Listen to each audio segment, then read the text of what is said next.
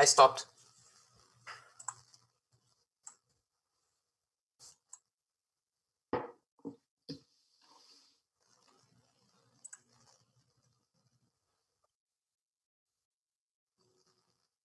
Yeah. Cool. Good morning, Vultures and live stream guests. It is a great pleasure to welcome you to the second day of our online General Assembly of Volt Europa. Yesterday, our day was a great success, and it was a great pleasure to see how well our teams collaborated to make this happen together and how well orchestrated everything was. It's not easy online. It's new for us. So that was a really an amazing feeling to have done this in a really good manner for the first time. So I'm handing over to Rainier in a second. I just wanted to start the day with a quote by Rumi, which is, "Yesterday I was clever, so I wanted to change the world. Today I am wise, so I'm changing myself." And I hope that with this little inspirational quote, we will have another successful and good day in our online General Assembly of Volt Europa. And with that, I'm handing over to my co-president, Reinier van Lansschot. Good morning, everybody, and thank you, Valerie. Welcome again at the second day of the GA. I am here to tell you a bit about the crowdfunder. Yesterday, I ended the day by saying that we have a new crowdfunding campaign online and that you can see at www.volteuropa.org/fundraiser. So volteuropa.org/fundraiser. And I made a mistake by calling the fact that we would hand out books to random people that donate a lottery, which is legally forbidden. So we will not do that, but we will still very much appreciate any donation. And so far, 88 people have donated, which amounts to a total sum of 3,279 euros. And the good thing about this crowdfunding campaign is that if you donate now, it will be doubled. So if you donate money now, donors will double your donation. So this is the very cool opportunity to be able to make your money be worth double the amount of what you actually give. So please go to volteuropa.org/fundraiser and donate to this crowdfunding campaign. Besides that, I want to wish you all a very, very fun, interesting, and fruitful day at the second day of this GA. So without further ado, here is Julia, our chair. Good morning, everybody. Also from my side, and thank you very much to our co-presidents for welcoming you all. So we're going to officially open the second day of the GA. We have some announcements to make. First of all, I want to announce you that Women also has withdrawn his additional agenda item, and so that there will not be a vote on this additional agenda item. WIM has withdrawn his additional agenda items just because there is a common understanding that this issue would be tackled at European level, and there would be a comprehensive discussion on the issue during a well-structured policy process. Apart from this, I want to remind you that there are going to be a lot of votes open also today. That will close later in the day. We will open also the votes on the additional agenda item.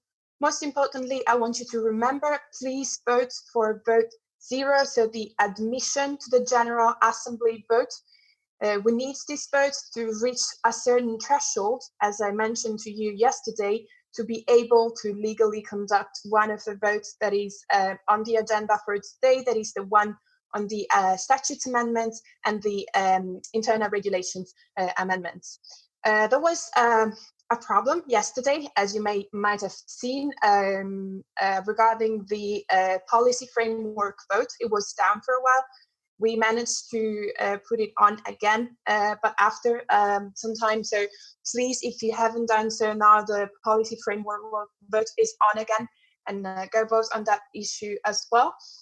I just also want to remember that you can vote as many times as you want, so you can change your idea if you want, but we will count only your last vote. So double votes don't count. Invalid votes only. The last vote, you can change your idea as many times as you want. Plus, I want to remember you that we will be collecting comments and questions, but this will be collected in two ways. On Workplace, you can go on Workplace on the official page of the General Assembly. We have a post by Leonard Everveen, our General Secretary. You can comment just there if you want to ask general questions on the General Assembly, if you want to make points, raise points, whatever you want to share with us. Besides of that, if you want to provide us with question on content of the agenda items that we have in our agenda today, please fill the form that we provided you with the email and the voting system. As I said to you, Wim has withdrawn his additional agenda item. We still have Peter's additional agenda item. He presented the agenda item yesterday. We will open the vote as soon as I finish to speak. We will also hear Marcela Volkova with an additional agenda item, the last additional agenda item that we have. So they are just two additional agenda items. We will hear Marcela later in the day after our lunch break because we decided to let her give us her presentation during Michaela's presentation of the financial remuneration, of the financial overview and the remuneration.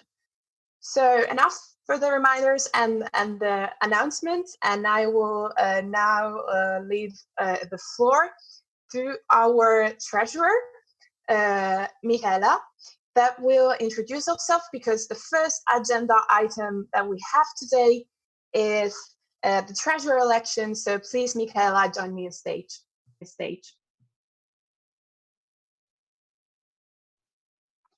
Hello, good morning. I hope you can hear and see me well. I'd just like to take a moment to say that it is so absolutely amazing to be part of this online GA. Even though we're in different parts of Europe, you can still feel the energy and passion of Volt, and that is really, really incredible. I'd like to take this time to tell you a little bit about myself and talk to you about the key priorities for this next Treasury mandate. For those that don't know me, I am a Romanian citizen born in Republic of Moldova, and I'm currently living in the land of Brexit in London. I work here for a nonprofit organization that works in advocacy for women's rights. I joined Volt over 2 years ago now, and ever since I joined, I've had the adventure of a lifetime, to be honest. And I must say that we as a movement currently are at crossroads. We need to make this big step and transition from an organization that is volunteer-led and startup to an organization that is healthy, well-staffed, and well-resourced. That is why, first and foremost, we need to focus on the financial sustainability of Volt Europa. And how do we do that? Well, we first need to look at diversifying the income portfolio of Volt. In the past, Volt was mainly funded from donations and crowdfunding campaigns, but this is quite a volatile source of income and does not allow for long-term planning. That is why we need to look at developing additional revenue streams, such as membership fees, looking at grant opportunities, donation in kind, and so on. And second, most importantly, we need to focus on registering Volt Europa as a European party. Currently, we fulfill all of the criteria except for the fact that we do not have elected officials in a quarter of European states. That's why in the next 2 years, we need to work as much as we can to make Volt eligible to become a European party. This in turn will allow us access to the EU budget, which will help us become more financially stable. The second priority is continuously improve the governance of Volt Europa. Good governance effectively means that the interests of members at large are always taken into consideration, and that due diligence is exercised every time when we make decisions and we make policies. That's why I think it's important from a financial perspective that we launch an internal audit department, which will effectively have the duty to implement and standardize financial regulations across the movement. This will hopefully help us transition from a fragmented movement to a movement that truly works as one. And second, we need to develop an impact and evaluation framework. This is closely connected to the work of the Strategy Commission. As you know, our amazing Strategy Commission has worked in the past year to develop a movement-wide consultation, which resulted into 7 strategy objectives. Well, now we have to develop roadmaps for these objectives, but that is not the end of it. We need this impact and evaluation framework, which will effectively help us assess the way we implement our strategy and look at the impact that we have through our activities. This will help us use our resources in the most effective way. And last but not least, organizational transparency. This is crucial for a political party like ours because it builds trust with the movement, with our members, with our voters and stakeholders. That's why we continuously need to look for methods to include and increase participation in our activities. From a treasury standpoint, I think it's important that we continuously create budget co-created by the stakeholders of Volt. And here I mean, when constructing the budget, we need to involve all stakeholders, from the regional council to the European leads and so on. This shared ownership will increase the responsibility and accountability for everyone who participated in the process. And of course, it's always important to focus on information accessibility. We know that currently information exchange is quite a weak point for Volt Europa. And that's why we need to make sure that financial information gets disseminated on a regular basis, from the European level to the national and vice versa.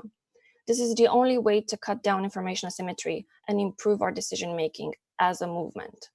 I'm fully confident that if we implement and achieve these objectives, we will make Volt Europa well-equipped to become a strong, stable movement and help it become a significant player in the European political landscape. Thank you very much, and I'll see you in the next session.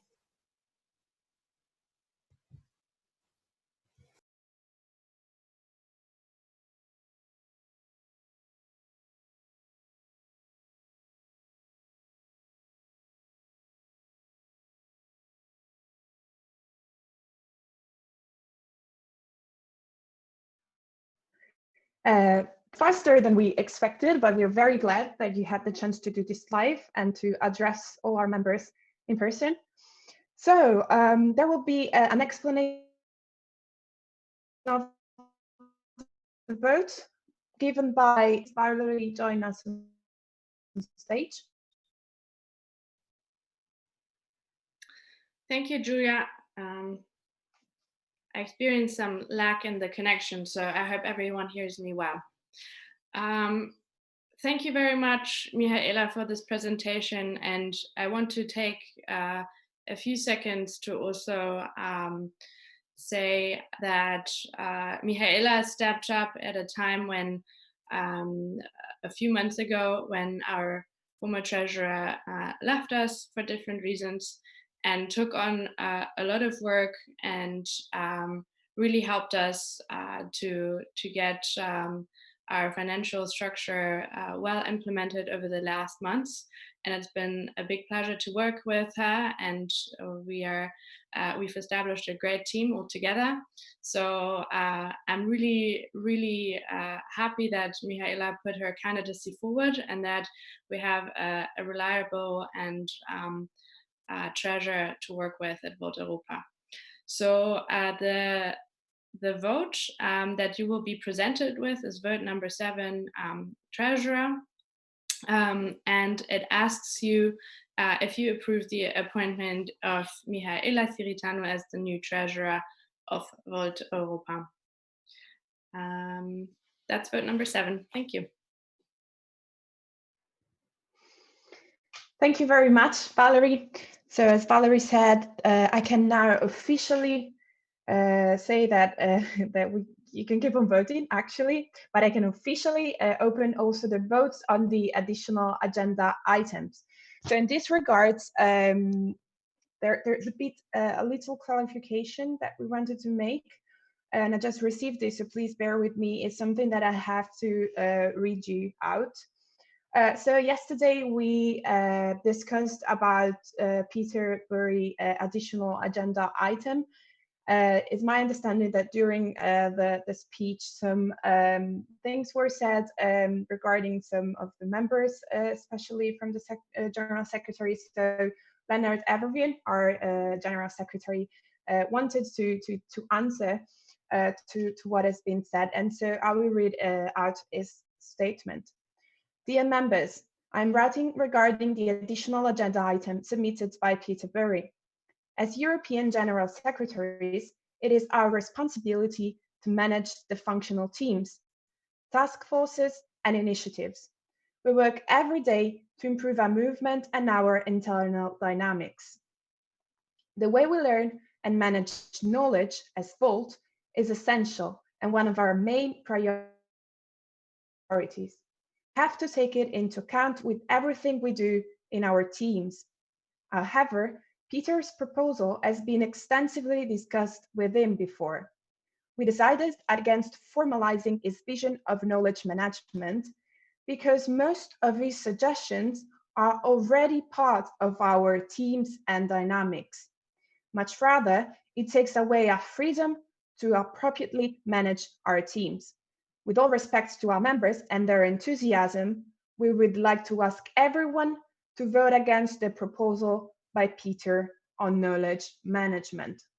So as I said, the one that I just read it out is a statement by Leonard Evervian that wanted to answer to Peter Bury additional agenda item and speech that we had yesterday, just before our closing remarks. So this is it. As I said, you can now officially vote for the additional agenda items. Small remark that I reminded you that you have to vote for vote 0. If you haven't done so, if you already did so yesterday, there's no need to do it again.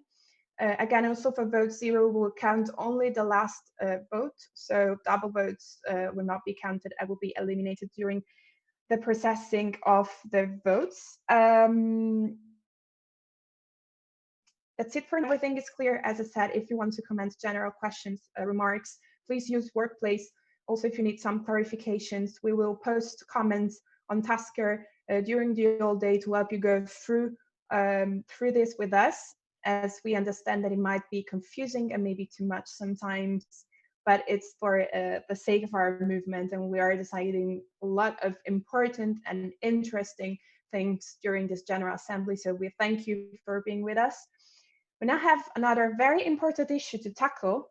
That is the one on the revision of the statutes and the internal regulations that has been brought forward because of some concerns that members and especially member associations had on the Country Council. And so please, Daniele, join me on stage and to present the additional agenda item on the Country Council revision. Okay. Hello there. Right. Good morning to everyone. Thank you for being here. We are finally discussed the Country Council vote that's been open for the whole day. So I will remind you that if you already voted on it, you are able to vote again after the discussion. I hope I will.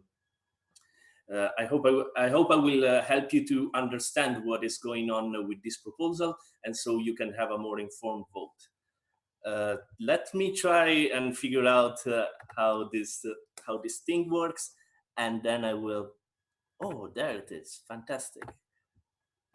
I haven't used Zoom for a public presentation yet, so bear with me 1 second while I start the presentation. Cool. And this is the screen that you're seeing. All right. Okay. As you know, the Governance Commission has been started after the GA, after the work of the governance task force that in the year preceding that worked on a proposal to build the very structure of Volt in its entirety, and then saw that the need of a governance commission, something that will continuously look at Volt and how it works and how it can work better, can exist. But we are seeing that the work of the governance task force has been seen as too much too soon. And so parts of it have been decided as being postponed to this very GA, so that we can go in a more step-to-step way and look at the bigger priorities. And so as the work of the policy process that you've seen, and the work of the organizational governance work stream, that is this very country council proposal that we are going to talk to you about. So today we are going to discuss about the role of the national board on the European level, which in turn becomes the country council. So we want to thank all the people that work with us. That's Malin Larsson, Stefan de Jong, Leonard, of course, myself and Kinsmutter, and the many others who participated in feedback sessions, and the other people that participated to the actual team and have been observers, and all the contributions over time. This work has been massive, as building Volt always is, and we would like to thank everybody that participated in it. And also, since the work is still going to go forward after this, we are going to see how the idea, if you vote for it, will work. If it's going to be improvement, we are going to be in the work. So please, if you are like me, extremely excited about building the very structure of our movement, reach out to Leonard Everveen or to myself, and we can and you can join the governance commission at any time. It is open like anything else involved.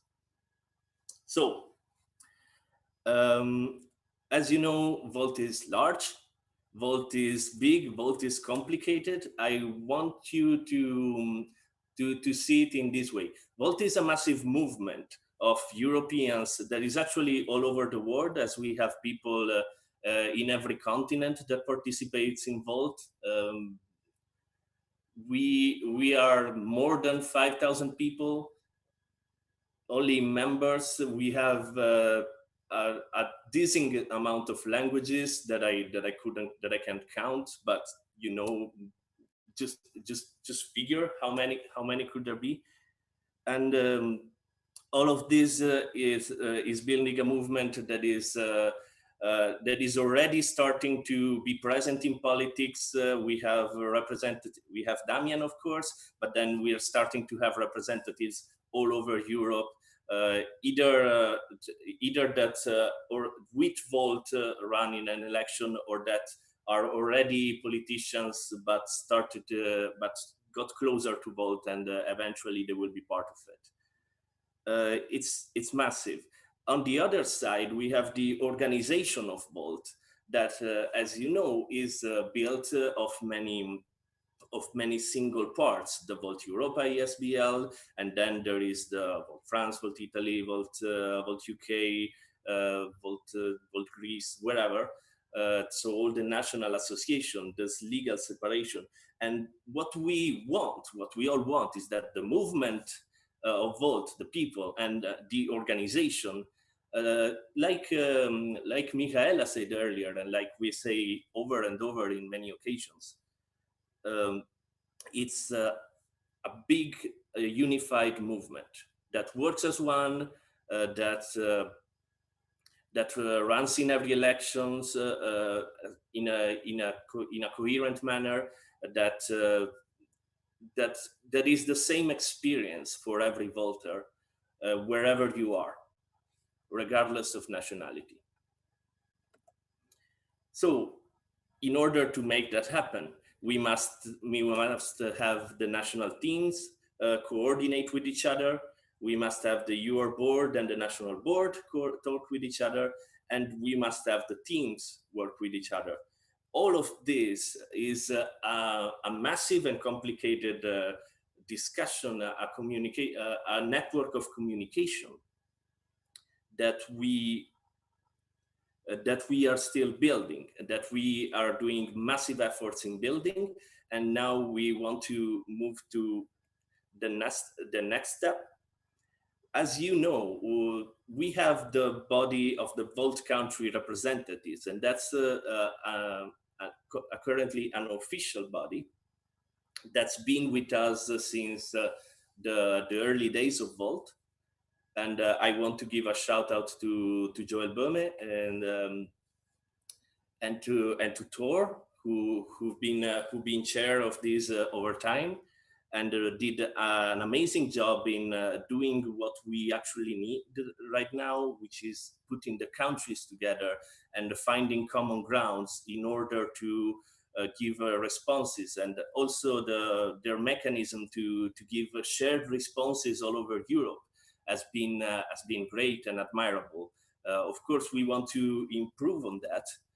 Because right now the VCR, it's informal. It doesn't exist legally in our structure, as in it's not mentioned in our statutes, so it doesn't have written rules other than the ones that they gave themselves, that they created to be able to work, and it's not clear where their work ends, and where the work of the functional teams, the national functional teams, the European functional teams begins. In the statute, as we voted it, we had the concept of a country council, who was to be a formal body with the rights and responsibilities that we would give to something that could do this work of coordination. But we did a mistake at the time. There was no national boards. There was explicitly no national boards involved, and so we will have to have the national chapters vote on two separate people: the country leads, so their boards, and the country council representatives, to give basically the same answers, to work on the same thing. And in the end, this proposal was there. It is in the statute, but we never had the chance to vote upon the specific part of it. And in the end, as it was in the statute, we couldn't find a way to use it.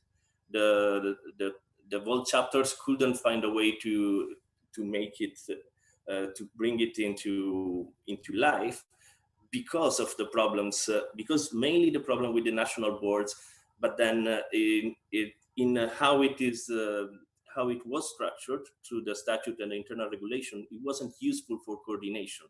And what we want in the end is that. So what we are going to do is this: we are going to take the VCR and put it together with and put it in the statute where the old country council used to be, and form a new country council who has all the best of both worlds, really. The formality existing on the statute with specific rights and responsibilities, and with the national leaderships in. This way, we have a country council that is the place in which the place in which we create the basis for our coordination all over Europe. That is the objective: Volt-wide coordination. The country leads, the boards, are the people that ultimately have the leadership, have the trust of all their national voters, and with that, they have the power to bring structural changes inside their own chapters. That means that if we start from the country council, we can have the place in which the discussion is through the main stakeholders diffused all over Volt. And so we have our objective of Volt-wide coordination. This is not stated in the first part in the statute, because the statute is more like a legal document. But you know, and we all know, that without this country council in place, we wouldn't be able to find the Volt-wide coordination that right now we need. In terms of what it can actually do in the statute, I'm going to go in a more technical part and tell you that it can call a general assembly with 2/3 of its members. This is a thing that was in the statute, and we want to keep, because right now the board can call a general assembly, and a percentage of the voters, as the General Assembly itself, can call a General Assembly. But we needed a second representative bodies that, in any case, in emergencies, can call a General Assembly in case the board, if for some reason, is incapacitated to do so. They also discuss political alliances at the European and national level. This is something that they do, that we've already seen in the past when we run for when we run for national elections, and when we run for the European Parliament election. We had a case in which we were seeing possible alliances, and we needed a place to discuss them and see that if in one country you run with a particular party, it might damage a different country, a different vote chapter, and you need the place to have that. And the third thing is to admit the new member associations. As you know, Volt Europa ISBL is our home association that contains all the Volt chapters as member association. But at the moment, there's only 4 of them that are actually part of Volt in this manner. So through the country council, we will have official votes that will allow, together with the separate vote of the European board, that new chapters of Volt have all the requirements to become Volt members, a Volt member association, and thus we can put them all together and start to actually be a coherent all together. In terms of the composition of the country council, we have 2 representatives per country. This is not to have the 2 representatives there at all times. It's just that as the 2 representatives are delegated or elected, are either part of the board that you elected in your country or are delegated by them, these are usually people that have a lot of work with their country already. So it might be possible that a backup person, that the second representative is more like a backup person, and they can alternate and represent their country effectively. But even if there are 2 representatives, they express the vote and the will, in this case, of their whole association, of their whole member association. So when the votes will be called in the country council, we designed such that every member association gets 1 vote. And so we also consider a system in which, in case the 2 representatives check on each other, that they are expressing the will of their board and not the will of the person. we also went and do like we are doing all over Volt Europa, and have a gender balance rule so that these two representatives are gender alternate, and and so the body will be completely 50-50 in terms of gender.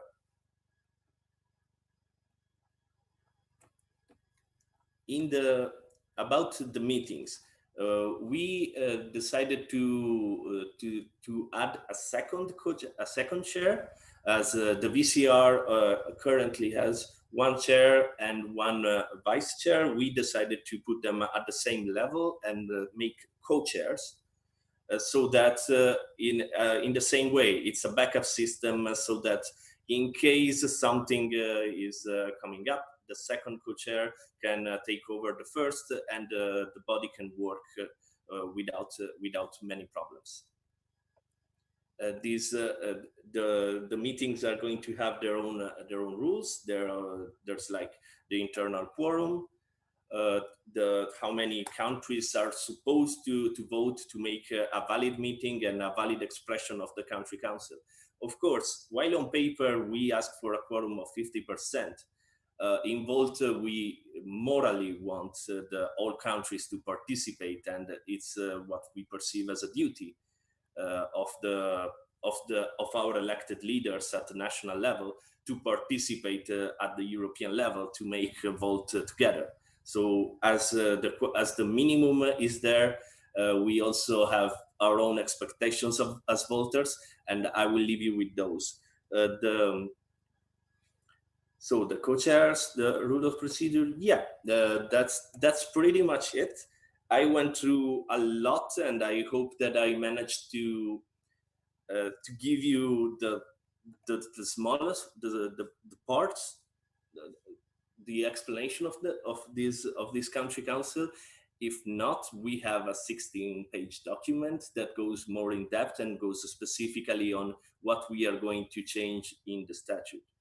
This is this in the end, it's not a great change. It's what we already had in the statute, put together with what we already do in Volt, and in order to make it official. We are creating something that in some form was already there, but it's going to have a big impact, because if you think about it, know that we have with this country council an official place in which we can start the Volt-wide coordination that we want, the identity of our movement, our people, and our organization as a party. All the other big questions that are floating up there are going to find a place to be tackled, and then start an effort to solve this situation with country, or this situation between the relationship between countries and the European level. I'm going to go back a second there before saying thank you, because I wanted to make you notice how with the country council we can make Volt happen how we want it. We can make the Volt that is the same organization, the same experience for every person in Europe, in the world actually, that participates in Volt. And its importance cannot be understated. It's going to be the focal point that puts together all our different leadership and creates the Volt that we want. So I urge you to approve. I'm biased, of course, because I created it, but I think that we cannot do without it, and it's fundamental that you approve it. So I hope that going through it, I convinced you. If you have any questions about it, I'll be happy to answer. So with that, I will thank you for the attention. All of us are very proud of what we are doing, and as I said earlier, if you want to participate, you will be always welcome. And now I will take questions if you have them. Thank you. Thank you very much, Daniele, for the presentation, which I think was very, very clear. So I really hope that there are lots of questions and comments on this, and I will give it to Katharina and Thor to read some of them out. Katharina, Thor, what do we have? Yes, thank you, Julia. And also from my side, welcome everyone to the second day of the GA. There's some questions coming in now. We're super happy to see you being so actively participating. The first question for Daniele has been handed in by Pauline Rabe from Germany, and she's asking, regarding the new country council, how to decide on country representatives if there is no national board in that country, because the team is still too small or whatever. All right. It is the country council as a legal body is takes in a members association. It is a statute requirement that if you want to be a member association, you have to have a form of leadership. This might not be in the beginning, in the small chapters, elected, as a young and new Volt chapter is generally funded, and so the founders are the presidents in the beginning, and in their capacity, they will be the representatives as they work with it. The country council is also the place that will help these people and build the support for new chapters to get to the shape of a Volt chapter that what I would call the minimum viable Volt, basically, so that by statute you will be allowed to be part of the of a Volt in a legal form. Right now, the country council, the VCR goes beyond that and takes in also the representative of countries that are not member association, and this is to make it more inclusive and make it work. We will of course tackle this discussion with the country council more in depth. Thank you, Daniele, and good morning, everybody. We have another question here from Brian Alex. Does the country council have to approve policies or have a veto in them, or is it not concerned with policy?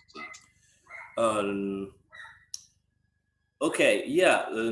As the country council is made of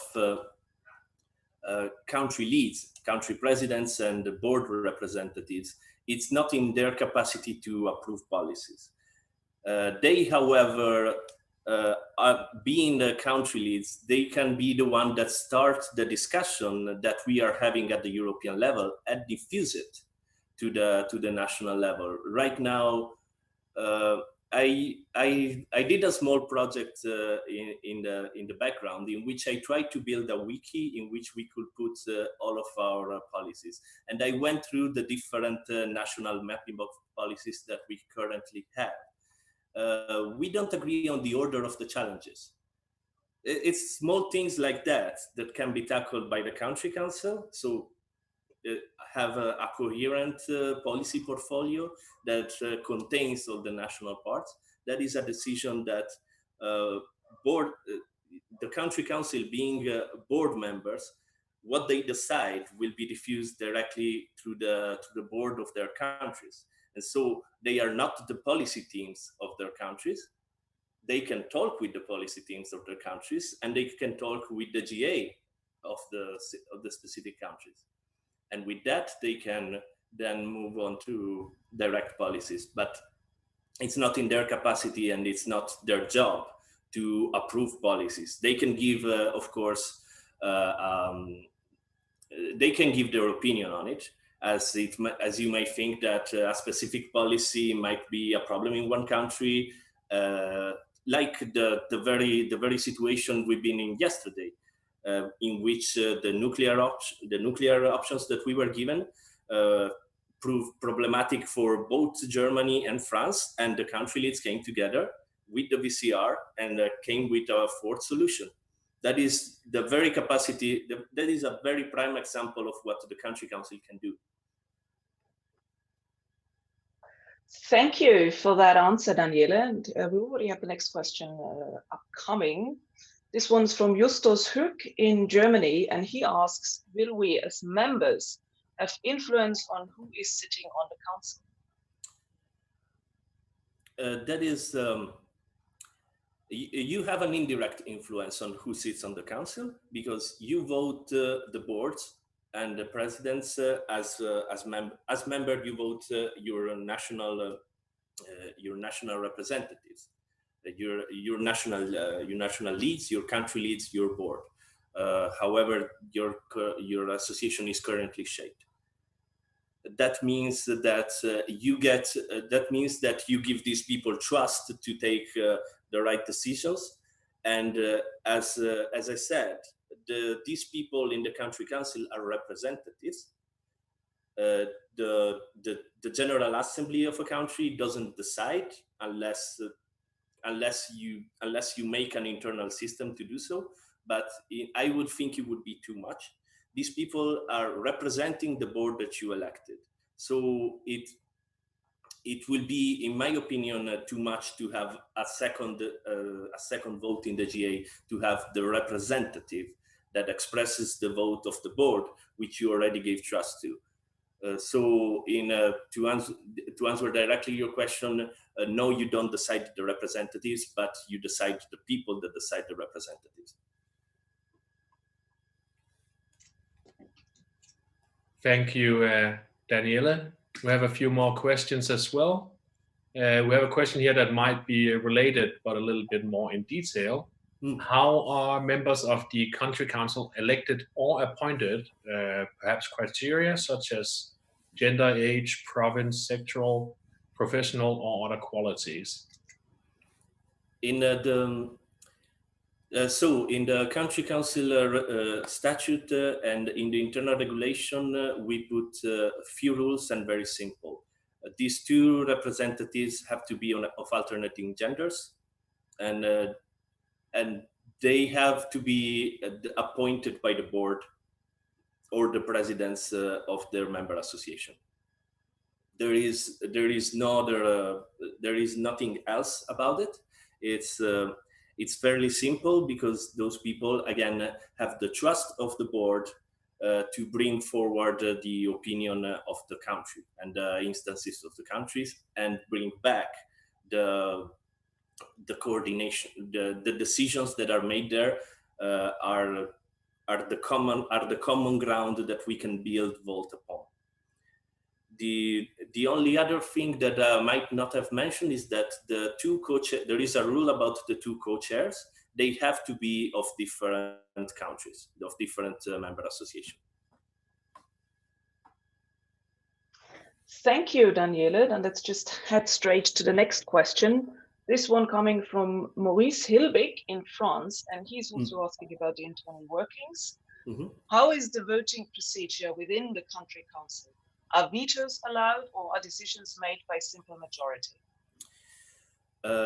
Right. The large majority of decision in the current iteration of the country council is a simple majority of the countries present at the country council. As I said, there can be a minimum of 50% of the countries present to have a valid meeting, and that means that potentially in a worst case scenario, we can have 25% of the country, a quarter of them, agreeing on something to make a decision.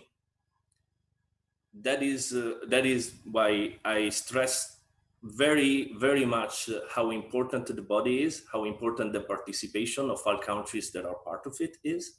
And we built a system of two representatives to make sure that they can always find a way to represent. There's going to be a way to have since the board are appointing them, there's a fairly quick turnaround in case one of the representatives is no longer available for any reason.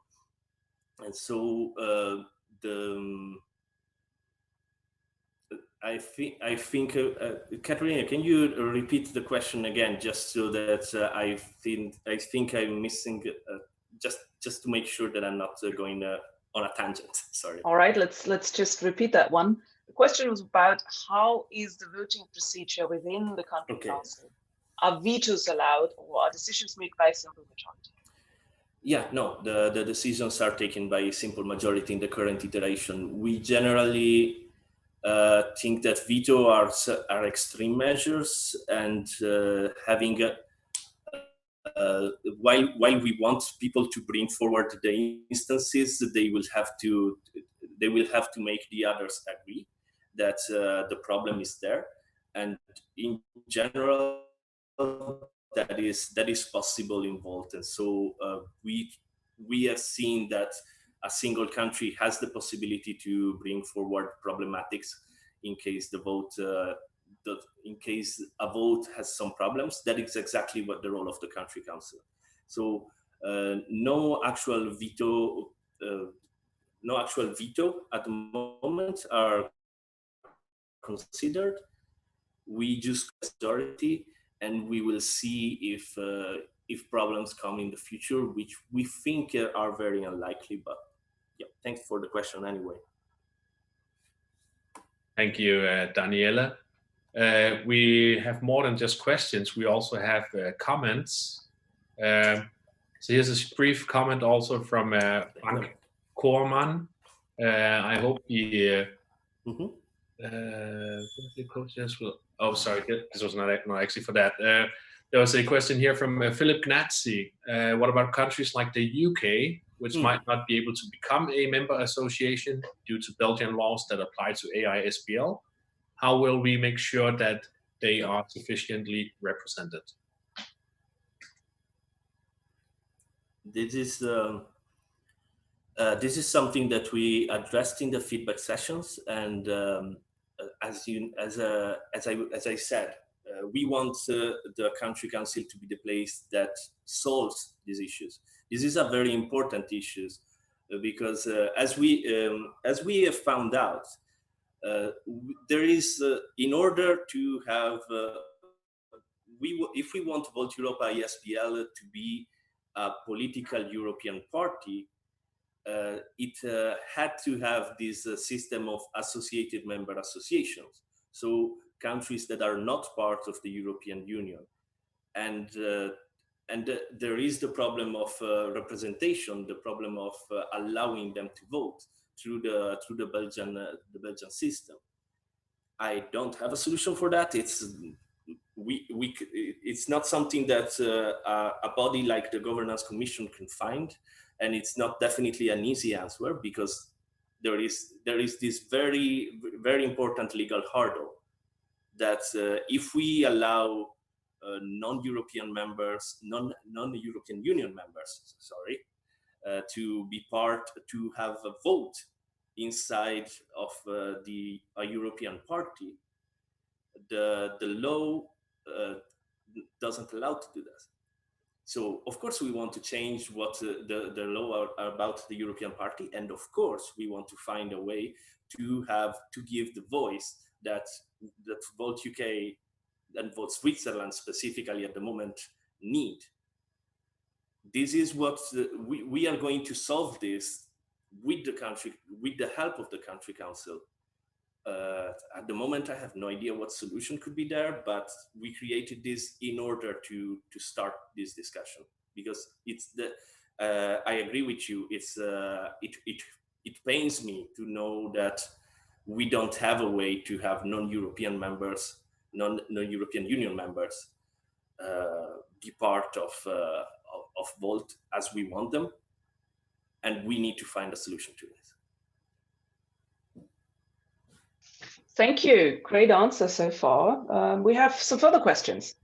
There is a straightforward one again from Justus Höck from Germany, and he asks, how will we ensure the transparency of the council? Okay. You might have seen how the VCR has been working so far. Every time they have a meeting, they release the minutes. And this is a best practice that I would like to see in every governance body of Volt Europa. There is not a written rule in the internal regulation about it, but we are going to, the rules of procedure that the body will draft from the self will be taken most likely from what the VCR is currently doing, because they are going to be largely the same people. And so they know, as you correctly pointed out, that we need transparency in our bodies. And so, like the European board is trying to do, and like the VCR has done so far, they will release their minutes every time. And I would like to point out that the decisions of the country council are decisions taken at the level of Volt Europa. In order for this decision to become effective, they need to be diffused at the national level and therefore be implemented by the national boards after that. I'm thinking generally. Of course, there are specific answers or specific deliberation from the country council that don't directly have this situation, but. So the first rule of transparency is release all the meetings minutes. If we manage to find in the complex system of our internal communication a better way to do so, we will bring it, and we will bring it Volt-wide, because transparency is not a single body issue; is a systemic thing. We need to find because it's not only releasing whatever they do, we also need to find a way to make it readable, as in not too much information at the same time. So that's a systemic problem of Volt. We want transparency, but transparency, I would like to point out, it's nothing if we don't make it digestible. Thank you, Daniele. We are no longer receiving any questions, so we'll finish up with the last comment and question that we do have. Before then, let me just remind everyone that we have tried to be gender balanced in any questions and comments raised, but we are primarily getting questions and comments from male members. This is an encouragement to post more. We have a brief comment here from Arno Vask. A possible veto of the country council about policies is actually part of the policy process being voted upon currently, to third majority, which is a good reminder that we do have a policy process being voted on. And a little question here is also about naming from Frank Remuneration. I think the abbreviation CC is taken by climate change. I would suggest to rename to Volt Coordination Council. Perhaps you can mention a little bit about how the name came about.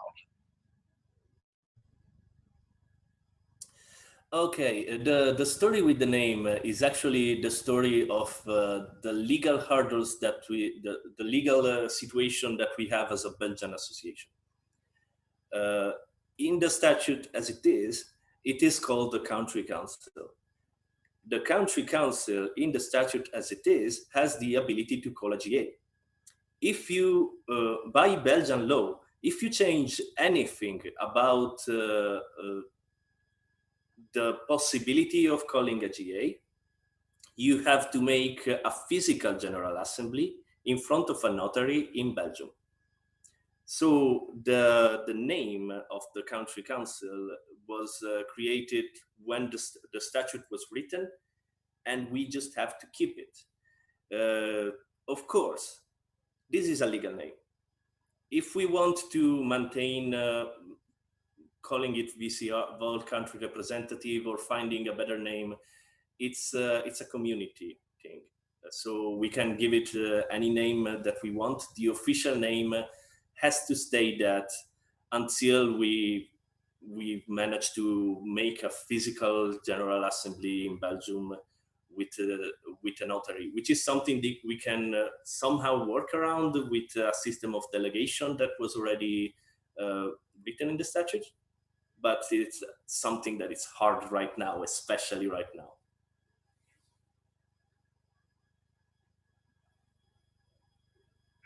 All right, thank you. Then before we're going to finish this part off, we've just in this second received one final comment, and I'd like to read that one out to you. It's from Andreas Moss. And he says, regarding non-EU chapters at the country council, you may let them in like ambassadors and negotiate with them instead of just letting them vote. That was the final statement, maybe a suggestion. Yeah, no, definitely. We will have this discussion, as I said. The country council will definitely have this discussion and see if we can allow votes. There is also, the legal team will need to weigh in and see if we can allow it. I definitely want that to happen in some form or shape. I want at the very least, I would like at the very least to have the associated member associations, so the non-EU chapters, be able to express their opinion and vote like any other, because in our movement is European, is even bigger than the European Union. It wants Europe to be one. And our organization has to deal with this legal situation. That's a possibility that we thought about that. We thought about allowing them in the country council to vote, but we don't know if it's possible. We need to go deeper into that, and we will do it with the help of this country council and with the help of all of you that brings this proposal. So thank you, and let's get in touch after that. Thank you very much, Daniele, also for answering all the questions and comments. There have been a lot, as we already knew, because the issue was tackled with so many Q&As and you were always present. So we really thank you for this. I remember you to please vote for the admission to the assembly because we need these votes to reach the threshold to be able to amend our statutes and internal regulation, as Daniele just presented to us. And yes, so please vote, and also vote, of course, for the country council revision. Exactly on this topic, Joel is up next, explaining to us exactly how we are going to vote on the issue. Joel, the stage is yours. Hello, guys. Hey, everyone. Thank you. Joel Böhme here. I am a member of the board of Volt Europa and an infamous statutes nerd on the European level. Also one of the people who's actually had the honor of chairing the VCR, as Daniela mentioned. And I just want to credit and thank all the countries and the governance commission who's worked on getting this in order. So very quickly, the VCR, as has been said, essentially the country leads is an essential part of the European level. And they provide coordination, they provide the basis for the pan-European compromises we've seen yesterday. For example, on nuclear policy, when France and Germany managed to get on a way forward together. And the CC that we have today, as Daniela explained, is a very theoretically nice idea that has proven unworkable. And it's proven essential that country leads are part of the European conversation, not to repeat the faults of the national EU, but to work for compromise and to work for unity. And no vetoes, no national blocking, but country teams coordinating and aligning for the good of this entire movement. And this way, by writing into the statutes the current VCR way of working, we will secure for a long time moving forward the constructive way of working that people such as Thor, deputy chair of this GA, has worked onto the European level. And so to just get into the nitty-gritty, you are going to get 3 votes to click on. The first one is the key one. It's going to ask you if you want to amend the statutes. This is the key point in order to change the workings of the country council into what Daniela has described. Now, the second point is asking you for the permission of amending the internal regulations. The internal regulations is, for those of you who aren't up to speed, a supplemental document that essentially detail our operations beyond the statutes, and this vote simply ensures that we don't have any dead references to workings that we delete with the first vote. And same with the third vote, it's tidying up the documents just to make sure everything's aligned. The first vote pertains to the concrete statutory points. Now, moreover, for statutory amendments, there is a quorum. This, my friends, is the reason we've hammered on about vote 0, the attendance check, the admission. We need 1/3 of our legal members to check in and to prove that they have been at the GA in order to make sure that we can do this in one vote. Essentially, that means 1,079 people need to do the vote 0. And currently, I believe we have around 800 registered check-ins. And if this doesn't peak, and that's not adjusting for potential double checks, by the way, if this doesn't peak up, the statutes do provide a way forward, which is opening up the vote again with between 15 days after today and maximum 6 weeks after today. That would be in the form of another flash General Assembly, maybe an hour or so, only repeating the question to confirm the intention. So if there's anybody here who has not gone on to Tusker and changed, and logged in and fixed the attendance vote and changed that, please do that. It will save us a lot of time, but otherwise there is a way forward. So thank you, Boom out. Thank you very much, Joel, for this. And so, as I said, you can vote. The vote has been open for a while now, but we have explained the vote at length. And we really hope that all your doubts and questions and concerns are solved by now, and that you actually understood what the amendment is about. We're going to have a short break in a few minutes. But I want to remember you again a few things. First of all, we're going to talk about the financial overview and the remuneration. After the break, we will have Michaela explaining the topic together with our co-presidents, of course, Rainier and Valerie. During Michaela's presentation, or at least just after it, we will have the discussion on Marcela Volkova additional agenda point, and then we will have a Q&A on both these issues. So you can ask whatever you want, comment whatever you want. The channels are always the same: workplace for general comments, and the form that we have shared this morning on Tusker if you have more comments or questions on content, so content related. We will also tackle the issue of the conference on the future of Europe and the European Citizens Initiatives, which will be presented by Bianca and Magdalena. So these are two very beautiful initiatives. So stay with us. We will hear a bit more of what their work on these topics, of what their work is on these topics, and we will hear what they are proposing us. And I think this is very important for our movement as a whole. Then we will have again another break, and we will have all the announcements at the end. So we will announce all the votes about new treasurer, the votes on the policies, the policy framework, everything that we have discussed on these 2 days of General Assembly. We will also have an important speech, I would say, from our general secretaries that have been working tirelessly these days to make this all work, as well as many other people that, of course, will be remembered during the closing words and the general remarks on these 2 days. So stay with us. We will go on a short break right now to let you drink, eat, relax a bit, to think on what you want to vote, to go through the documents again. And yes, so we will see in a while. We will see again at 13:10, so at 10 minutes past 1. See you later.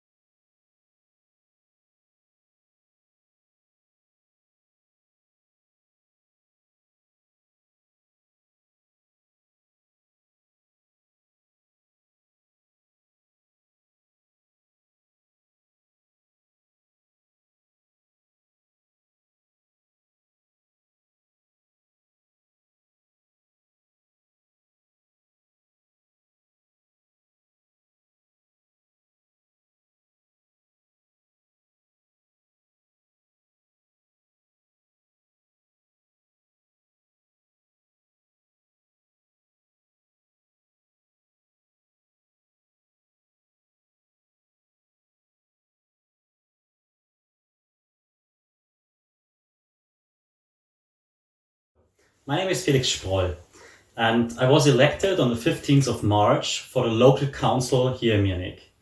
With 1.8%, we had a great result. And I think it's really important for Volt to be also active on the local level.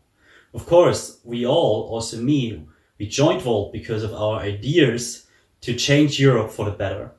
But I think if we want to successfully campaign in whole Europe, it is really important that we find solutions and offer solutions to our citizens on every European level.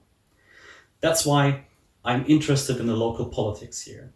I think Munich is a great city, but we can make it even better if we take best practices from Europe and bring them here to Munich. This is, for example, the housing concept we looked into from Vienna. This is what we can do for cyclists, like in Rotterdam or in Copenhagen. I really like the super block concept we've seen already in Barcelona. And I guess we can learn a lot from Estonia when it comes to digital solutions in the government. So this is what I will do for the next 6 years. And also, of course, Europe is really important for me, which is why we have a lot of solutions what we can do for non-German EU citizens living here in Munich, like, for example, a EU welcome desk. If you're interested what this EU welcome desk will do exactly, feel free to ask me every time. I'm really happy to start this interesting project. On Sunday at 1 p.m, I guess we will sign the first contract which will make it happen that Volt participates in a local government, which is great, and I guess just the start of many, many more. Good luck! Здравейте от Пловдив, аз съм Лидия Димишева и съм общински съветник в община Родопи, област Пловдив. По образование съм икономист, като основно интересите ми са в публичните финанси и по-конкретно общински бюджети, тъй като дълги години съм работила в агенция за кредитен рейтинг. Нашата община се състои от 21 населени места, всички са близо до град Пловдив и играят ролята на негово предградие. Въпреки това, има големи инвеститорски интереси за развитието на кариерна дейност на територията на нашата община.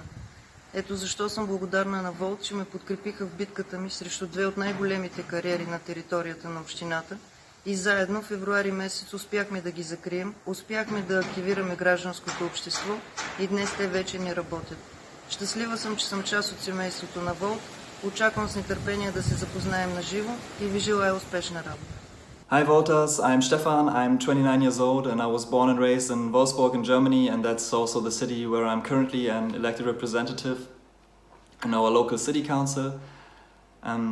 I was elected in 2016 when Volt even didn't exist, but since joining Volt in December last year, I'm very proud to represent Volt in our city. The first half of my election period, I focused mainly on youth and education, for example by claiming a new concept for lifelong learning, which is currently being established in our city. And on the second half, I'm going to focus on environmental sustainability and digital transformation. What really excites me about Volt is the clear vision of Europe and the positive energy of Europe that it spreads across countries.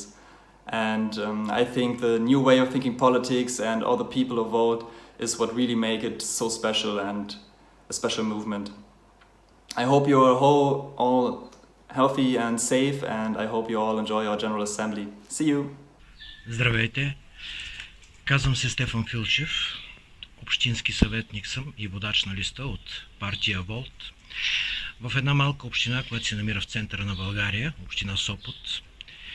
Сърдечно благодаря за възможността да се запозная с общински съветници от общоевропейската партия Волт от цяла Европа. Благодаря, че имам възможност да представлявам партия Волт в местния парламент, да отстоявам нейните каузи, нейните позиции за една силна Европа, за Европа на толерантност, на икономическо развитие, на промяна на досегашните модели. Какво представлява моето градче? То се намира в центъра на България, сърцето на Розовата долина. От това градче е родом най-големият български писател Иван Вазов, патриарха на българската литература.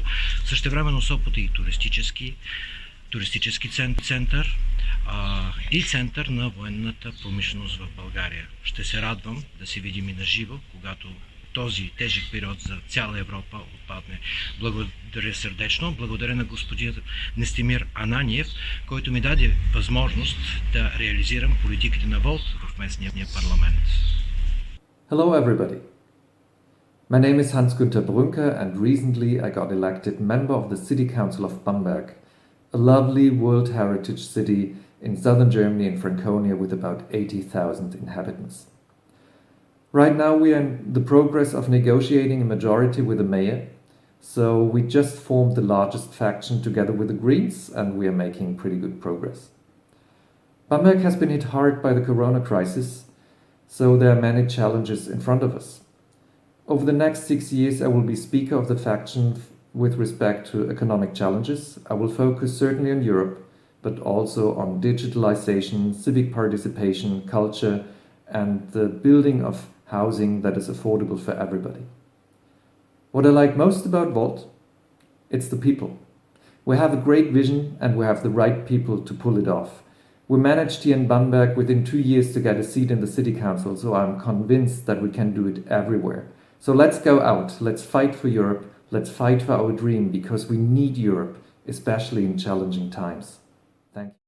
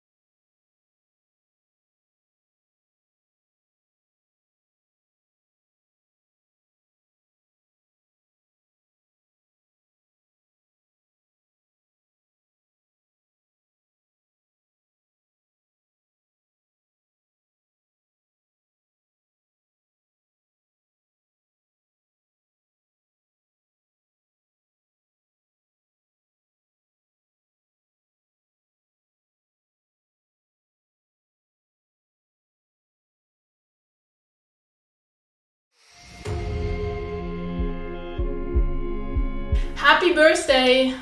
Joyeux anniversaire! Buon compleanno! Alles Gute zum Geburtstag! We, Volt Romania, are proud that we managed to run the 12-day social campaign supporting the protests in 2017 against the corrupt government. Volt Portugal has collected 9,000 signatures and we're about to become an official political party. In Switzerland, Volt officially became a party in October last year.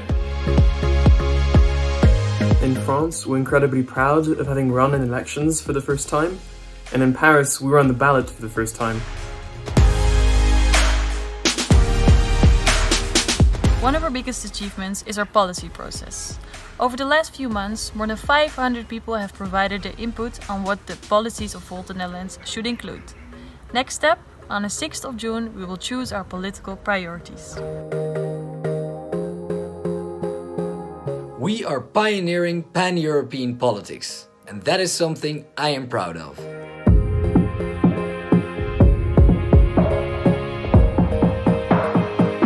In 3 years, we've come so far and achieved so much. And we're looking forward to seeing what Volt will achieve in the next 12 months.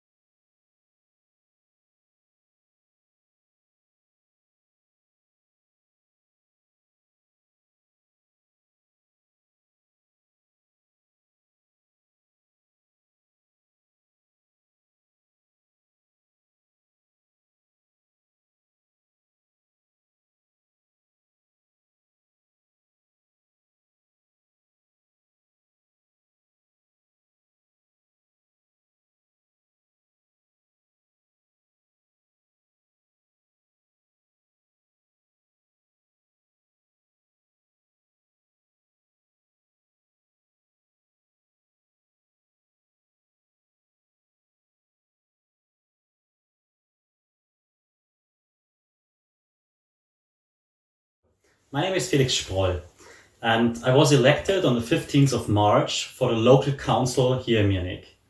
With 1.8%, we had a great result. And I think it's really important for Volt to be also active on the local level. Of course, we all, also me, we joined Volt because of our ideas to change Europe for the better. But I think if we want to successfully campaign in whole Europe, it is really important that we find solutions and offer solutions to our citizens on every European level. That's why I'm interested in the local politics here. I think Munich is a great city, but we can make it even better if we take best practices from Europe and bring them here to Munich. This is, for example, the housing concept we looked into from Vienna. This is what we can do for cyclists, like in Rotterdam or in Copenhagen. I really like the super block concept we've seen already in Barcelona. And I guess we can learn a lot from Estonia when it comes to digital solutions in the government. So this is what I will do for the next 6 years. And also, of course, Europe is really important for me, which is why we have a lot of solutions what we can do for non-German EU citizens living here in Munich, like, for example, a EU welcome desk. If you're interested what this EU welcome desk will do exactly, feel free to ask me every time. I'm really happy to start this interesting project.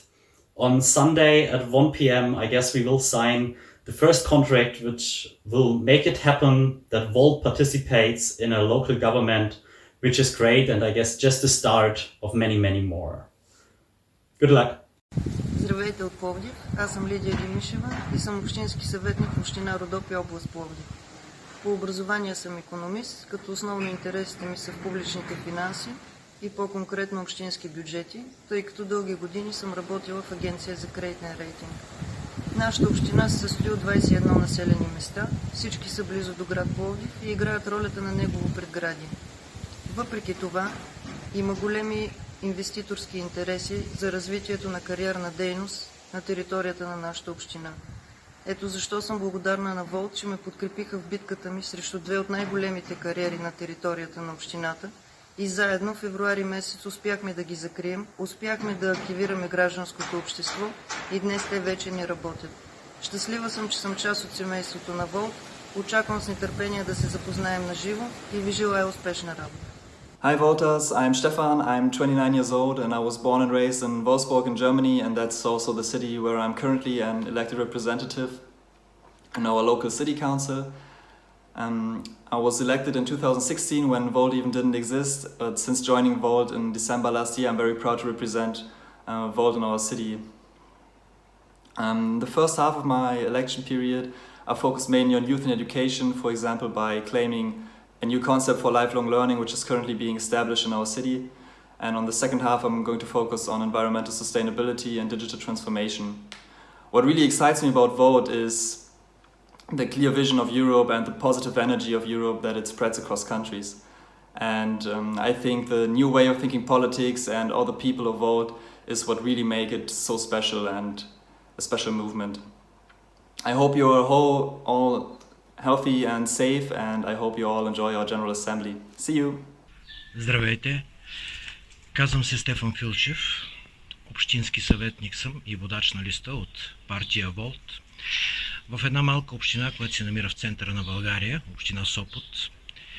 Сърдечно благодаря за възможността да се запозная с общински съветници от общоевропейската партия Волт от цяла Европа. Благодаря, че имам възможност да представлявам партия Волт в местния парламент, да отстоявам нейните каузи, нейните позиции за една силна Европа, за Европа на толерантност, на икономическо развитие, на промяна на досегашните модели. Какво представлява моето градче? То се намира в центъра на България, в сърцето на Розовата долина. От това градче е родом най-големият български писател Иван Вазов, патриарха на българската литература. Същевременно Сопот е и туристически център и център на военната промишленост в България. Ще се радвам да се видим и на живо, когато този тежък период за цяла Европа отпадне. Благодаря сърдечно. Благодаря на господин Нестимир Ананиев, който ми даде възможност да реализирам политиките на Волт в местния парламент.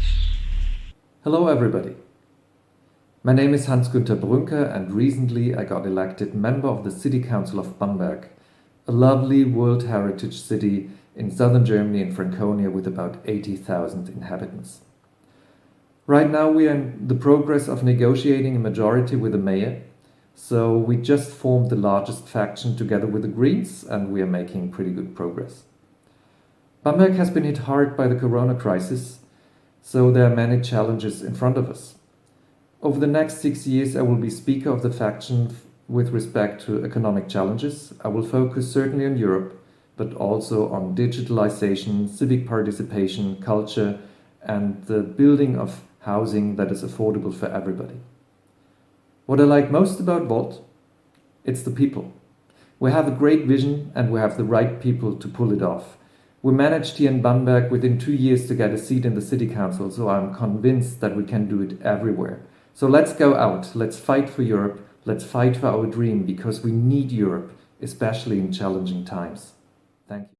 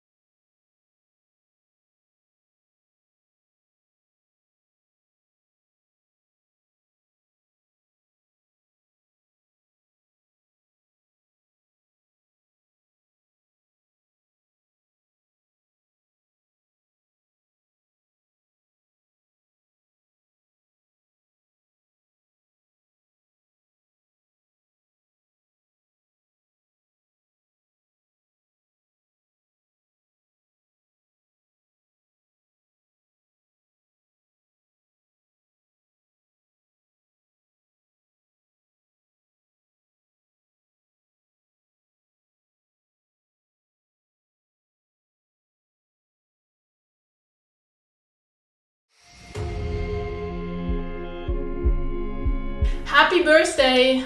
Joyeux anniversaire! Buon compleanno! Alles Gute zum Geburtstag!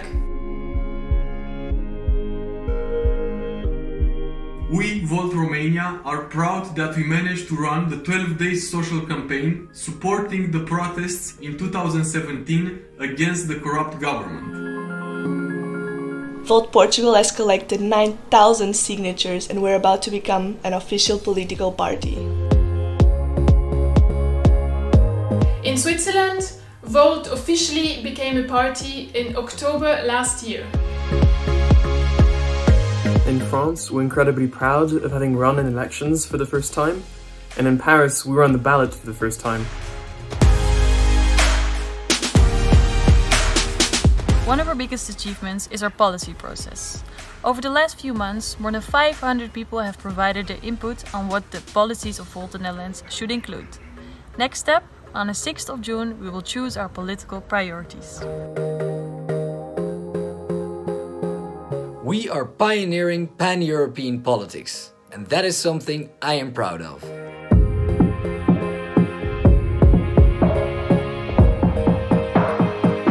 In 3 years, we've come so far and achieved so much. And we're looking forward to seeing what Volt will achieve in the next 12 months.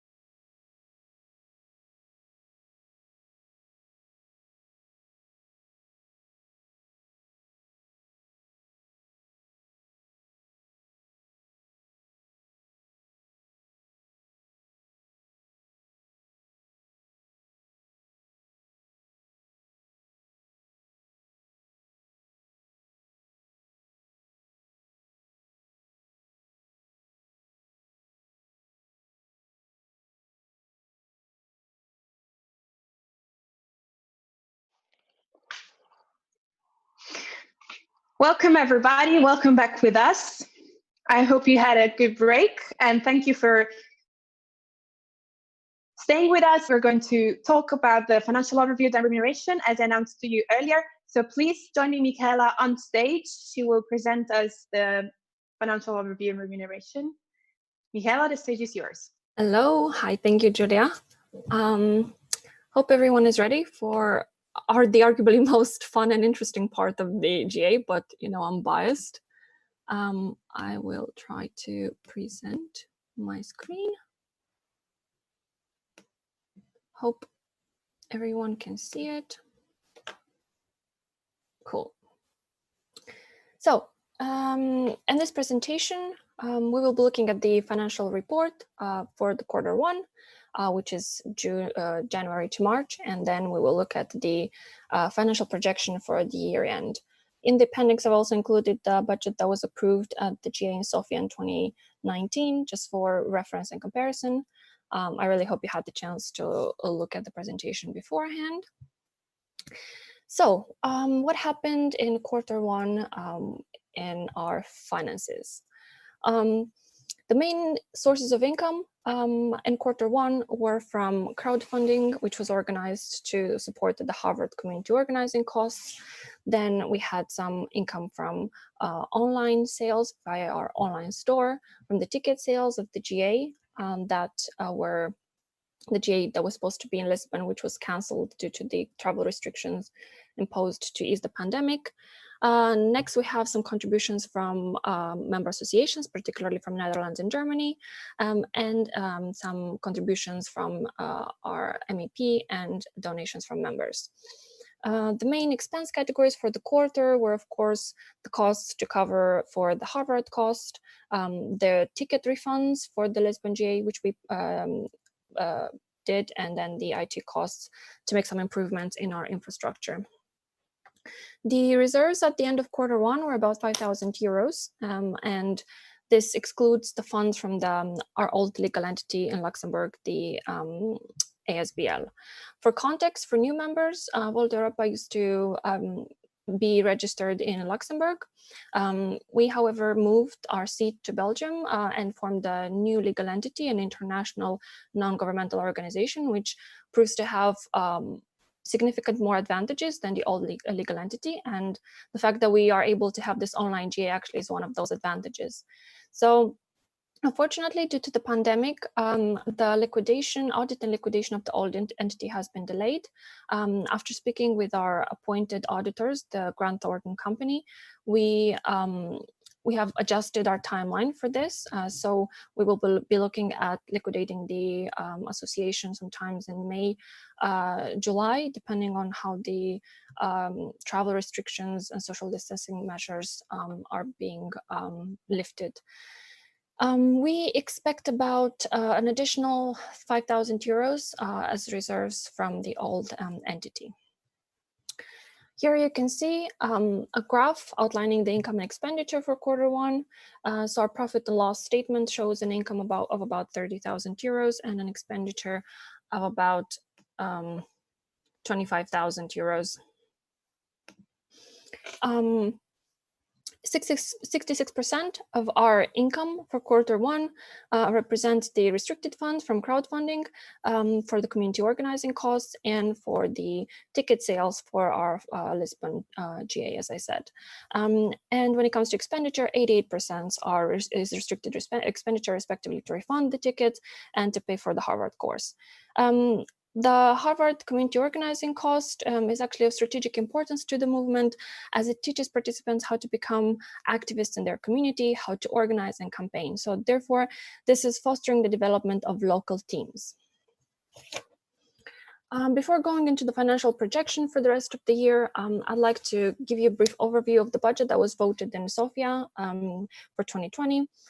In the budget, there are 5 main sources of income identified, mainly from crowdfunding, about 56%, then from events income, which is effectively the European events that we organize and any potential training provided by Volt Academy. That is about 25% of our income, and then some minor income from online merchandise sales, about 5%, and then membership income from individuals and from member associations, which is about 10% in total. As for the expenditure, the three main categories were IT costs, 27% of the expenditure budget, European events, 25%, and then strategic costs, 22%. The last category was specifically voted and has the purpose to give the new elected board more freedom in conducting their operations. The monthly running costs for the budget in 2020 were projected to be 23,000 euros. As per the Sofia GA, the new board was also given some freedom to adjust the budget as long as they propose the amendments to the GA for a vote. As such, we have prepared the projection for the end of the year, which is effectively a method to help the management continuously update and improve planning as circumstances change and more information becomes available. Before going into detail, I'd like to highlight a couple of important points.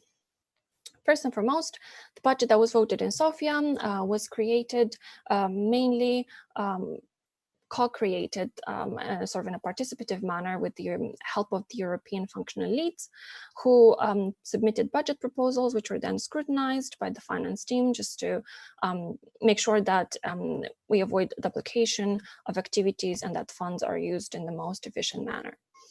While we intend to continue using this procedure, it is important to note that with the new board of the new elected board, there has been a major structure that was conducted at the European level, which resulted in a turnover of volunteers and leads. That had an impact on our budget because that meant that a lot of the projects have been stopped or delayed. Second important highlight is to emphasize the fact that the work of the Strategy Commission will have high impact on the budget. So, as you know, we have now 7 strategic objectives that resulted from a movement consultation, which will now be developed into activity roadmaps. And we know that will inevitably impact our budget and planning. As such, in this projection for the year end, we've only outlined key expenditure for our organization. One of the main important priorities of Volt is sustainability, as mentioned before. Financially, this means we have to have stable income. That is why we plan on focusing the implementation of membership fees to be able to cover our running costs, to transition from a volatile volunteer-led organization into a well-staffed organization. Lastly, it's important to note that this projection was created through a scenario exercise where we constructed scenarios looking at the best case and worst case scenario. The cost or income categories have not changed in these scenarios, only the numbers do. The projection that is presented represents the more realistic case scenario. However, in practice, we will be shifting from one scenario to another depending on how income is increasing or contracting. Lastly, it's important to note that no income and expense categories have changed from the budget approved in 2020, except the exception is the addition of remuneration as a cost category, which we will be discussing later on in more detail, and the fact that community organizing costs and reimbursement costs are actually derived from the strategic cost category that as I said earlier, was voted in the budget in 2020 to give the board more leeway for decision making. As you can observe here in the table, fundraising for 2020 still remains the main source of income for Volt Europa, about 45% of the entire income budget. Our intention, however, is to create a transition plan where we effectively, as Volt Europa, move away from fundraising and instead support the national teams with fundraising. But in order to do that, we need to create an additional steady stream of income, and we want to do that through implementation of membership fees. As for to refresh the memory, as we voted in the GA in 2019 in Sofia, we will be implementing 30 euros per year for individual contributions. Just as a reminder, individual contributors will be people who reside in countries where there currently isn't a legal entity registered. However, in countries where there is a legal entity or a party already registered, then we will be collecting 25% of the membership contributions that these countries collect.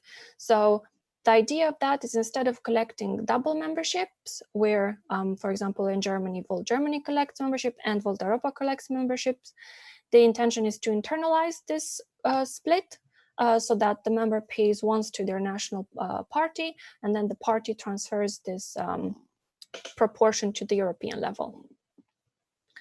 Also, in this year, we aim at having one physical GA, if of course the travel restrictions are lifted.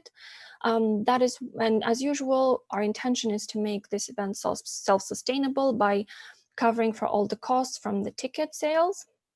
That is why you will see events both in income and expenditure sides of the budget.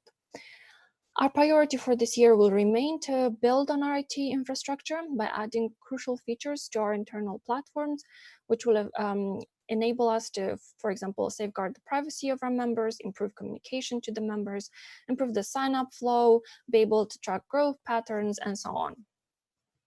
Another expenditure, we of course have legal and professional fees, which are vital for an organization like ours. They allow us to conduct audits or to submit, for example, statutory amendments or GA minutes to the Belgian official gazette, which is an official record of all votes. We of course have admin costs, which are simply tools for coordination online, such as Zoom, QuickBooks, and stuff like this. We also have a much modest budget for communication, which will serve to promote civic campaigns and make Volt known in other countries. While this is an important part of our activity, the budget is has a modest allocation. First of all, because again, we foresee this category to have huge impact from the strategy development, and also because we are quite confident that when it comes to social innovation campaigns, we can very easily obtain grants or other funding, as these activities are more externally facing, and it's easier to show impact for them. Lastly, we have reimbursements and remuneration. As mentioned before, the board believes that reimbursements are a strategic cost, as they will strengthen Volt's brand through external representation and improve teamwork and coordination across the movement. We have adopted the reimbursement policy that is applicable to the European Board, to the General Secretaries, and the European Functional Leads for necessary expenses exclusively incurred when conducting Volt Europa-related business. This can be attending debates, panels, conferences, and work meetings. The remuneration cost is strongly linked to the long-term sustainability of Volt Europa. As mentioned, we want to move away from this volatile volunteer-led organization into a professional organization. As such, the main strategies of the board are to define, communicate, and implement the movement strategic and political direction, to facilitate, support, and coordinate the operation of all member associations, and to ensure cohesion of the organizational structures. We, of course, want to set up member associations in new countries to grow and diversify our member base. And lastly, develop a strategic plan to achieve financial sustainability. We are confident that to achieve this goal, we need to be able to provide remuneration for key roles. That is why we are asking the GA to vote on this possibility of remunerating some of the executive board members and or general secretaries.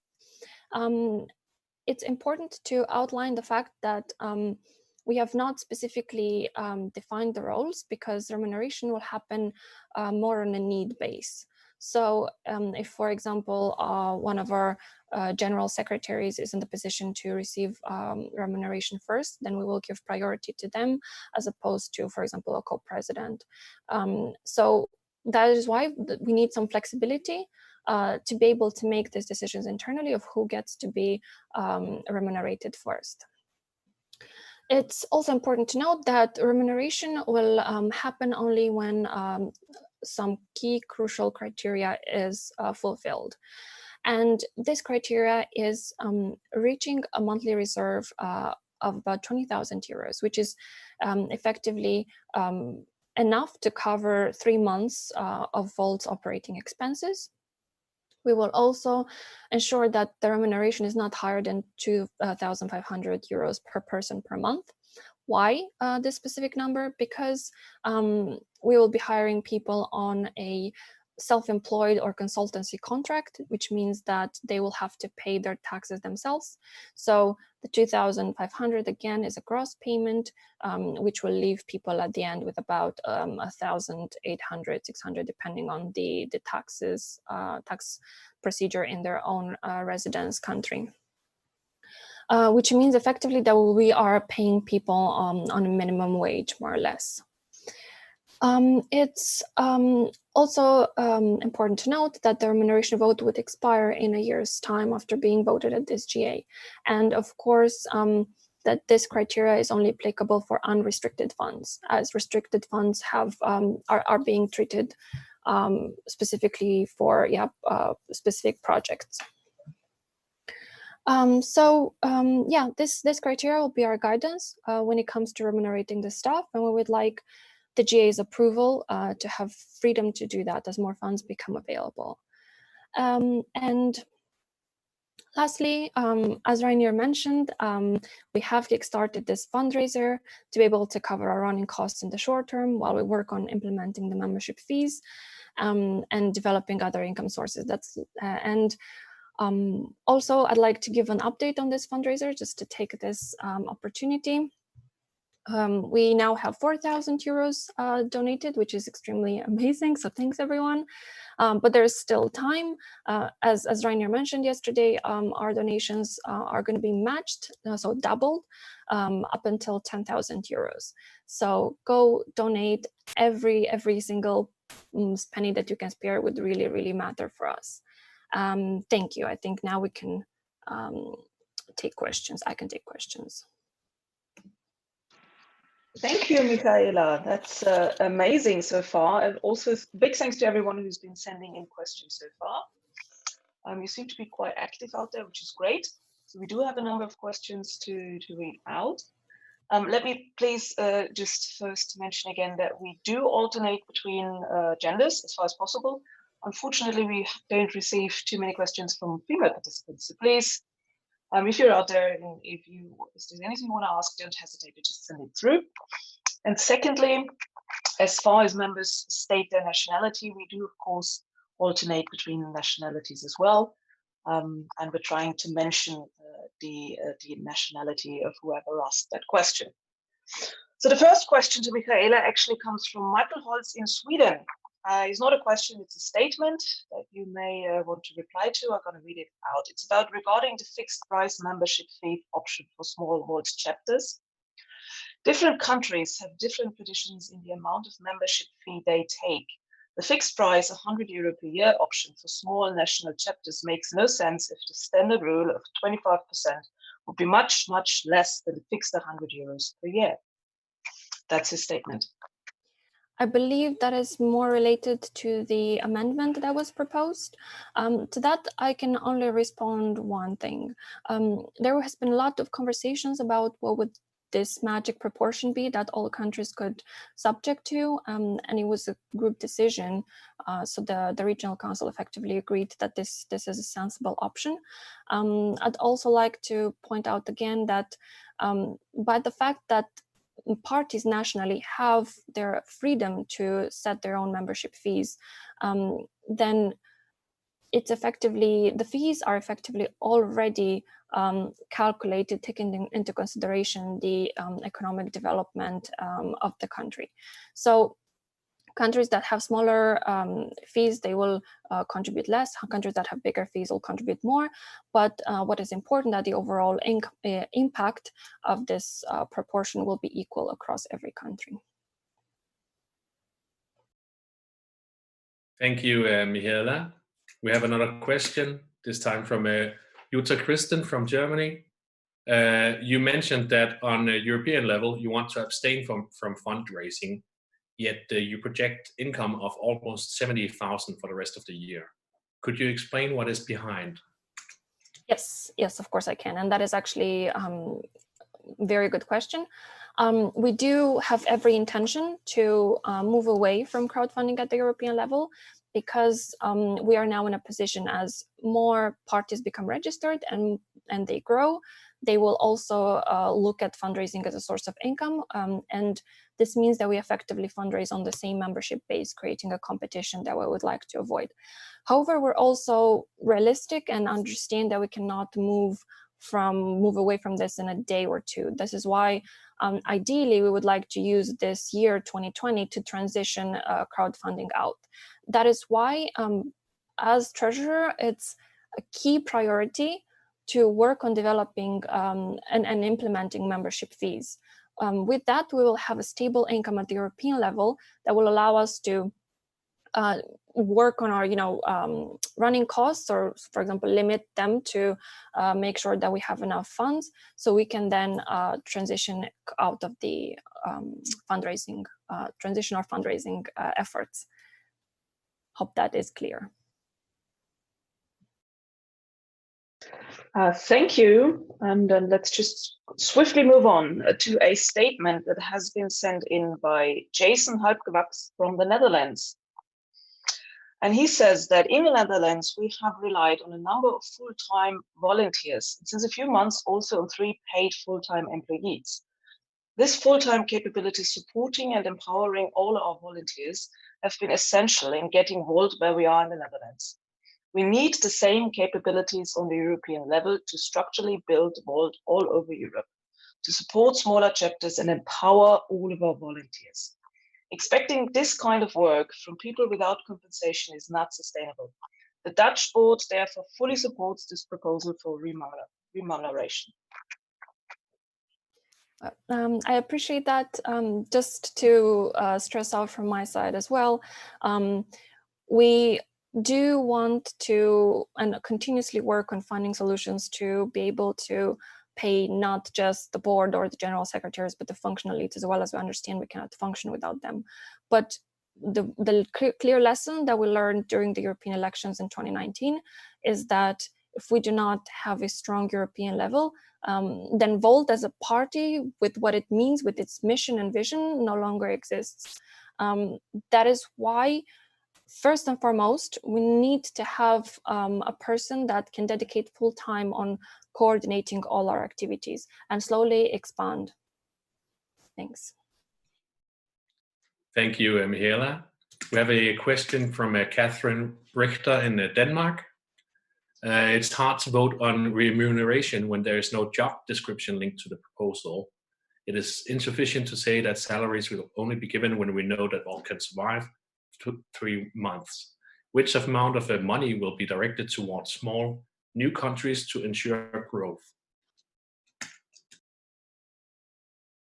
Apologies, this is a technical issue. I thought I have included the job descriptions in the presentations. Oh no, there are, sorry. In slide 9, I've included a link to the job descriptions, so you can see, everyone can see the job descriptions of the president, the treasurer, and the general secretaries. Awesome, then thank you for clarifying that one. Let's get to the next question. That one is from Teodoro Fernandez Corz from Spain. And he asks, what kind of activities are financed as community organizing? It seems to be the biggest expenditure. Yeah, so we actually this idea started 2 years ago, and it was very successful. This is why we're implementing it again. But to clarify what it means, so we effectively created this application process where Volters, so any member in Volt, could be applying to take a community organizing course from Harvard. And while people take this course, they have to implement the project as part of this course. This is why this course is so successful, because it literally teaches people how to become active members of their community. This is how the, for example, Europe Cares campaign was born. This is how the European Citizens Initiative was born. So it has proven yet again that as people take this course, they are able to come up with different ideas and engage with communities around them, which is exactly what Volt needs. Thank you very much, Mihaela. We have a question from Frank Fremere from Germany. I want to give a significant amount of money to fund our local campaign. How can I dedicate this giving to the local Volt level? So currently the way we are structured, if someone wants to donate money to their specific country or level, they go and donate on the account or platforms of that specific country. So if you're a German member, you can go to Volt Deutschland webpage and donate there. And then that's, of course, the way funds are distributed nationally is outside of the scope of Volt Europa.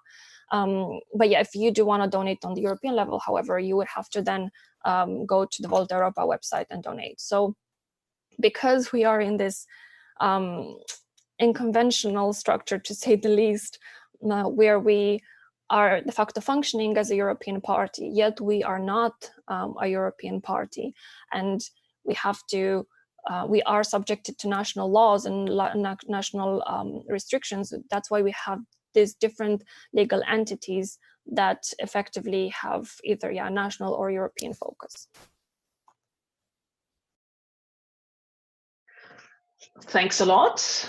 Upcoming is our next question. This one is from Christian Penninger from Germany. He says, can you give a rough overview on the financials of the chapters? It would be really interesting to put the Volt Europa financials into perspective. Yes, that is a very, very good point being brought up, which makes me really, really happy. To that, I will say that for a while now, I have been trying to create consolidated accounts of Volt Europa, because I do fully agree with you. It is really important to get the full picture.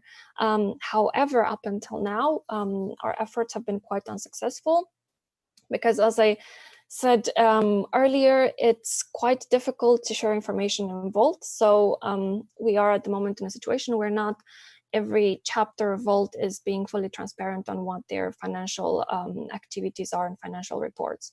So this is a work in progress. This is very much on our radar as a top priority. We just have to work on collecting information better.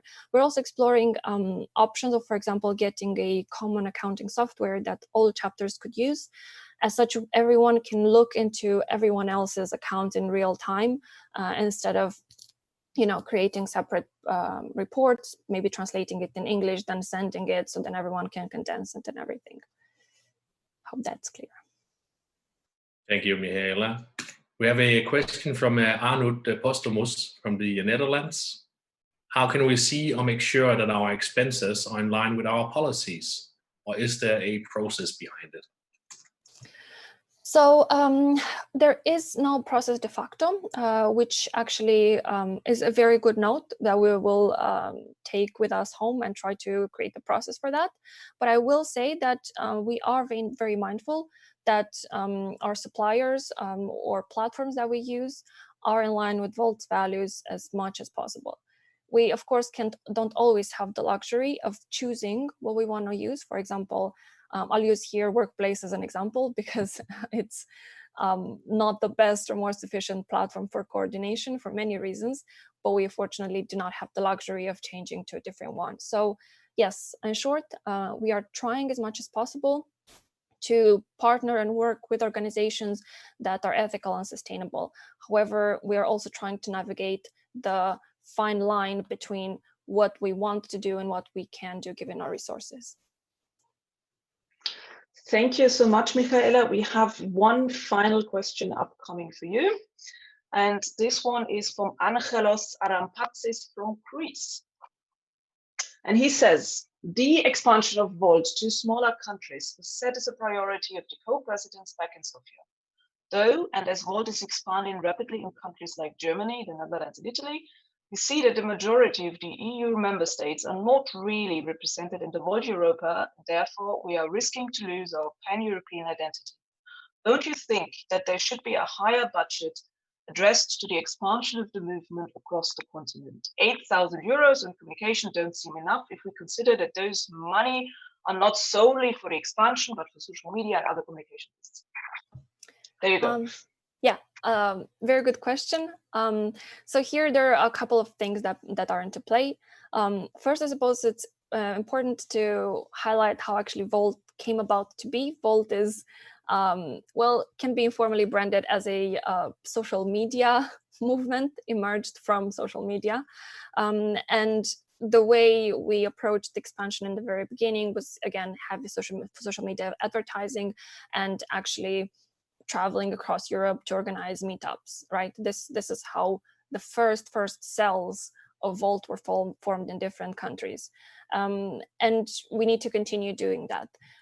As I explained earlier, the reason why this budget is so modest is because this activity, expansion, is an external facing activity, and it can show impact very easily. This is why we are confident that we can get grant funding for it. So it effectively, what this means is that it can not 8,000 euros can be considered part of our running costs category, but then we can obtain funding for additional projects that will specifically be focused on, for example, organizing campaigns in different countries, which will in turn help us spread Volt's vision across different countries and create new teams.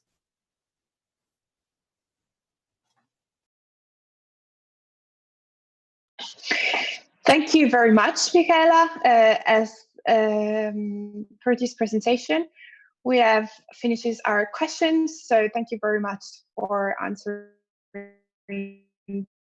to this huge we received. Is Marcela Vatkova. Marcela said one of our agenda items that we received. We decided to name our additional agenda item chapter fees number of members is vote number 13. You find it on Tasca. So Marcela is going to present our additional agenda item, and then we will have also for her a short Q&A, so to understand why she proposed this additional agenda item. So I would say, please, Marcela, join me on stage, turn on your camera, and we can discuss about your additional agenda item. Yes, thank you very much, Julia.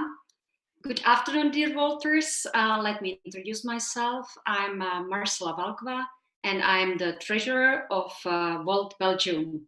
And I would like to, first of all, thank you for the trust and giving me the opportunity to present our proposal and this additional agenda point. So we are very much aware of the need that we have at the European level to fundraise, and of course, collecting the membership dues from the national chapters are very important, and because we need to remunerate our full-timers, we also need to professionalize our organization, and at the end we need to be to create this opportunity and have these membership associations that will become part of Volt Europa, and that also is related to the European party financing. So we are very much aware of this need. However, in Belgium we are struggling with party financing because we are very much limited by the law how we can fundraise. So, for example, we can receive only 500 euros from individuals per year, and prior the elections, we also are even more limited because then we can even receive less money in terms of, for instance, sponsoring. So we have these limitations, and in 2019, we received from our membership fees around 2,000 euros, which would mean that we would have to pay 500 euros, which is quite a substantial amount for the fact that one of the very few sources of our financing is the collection of membership fees.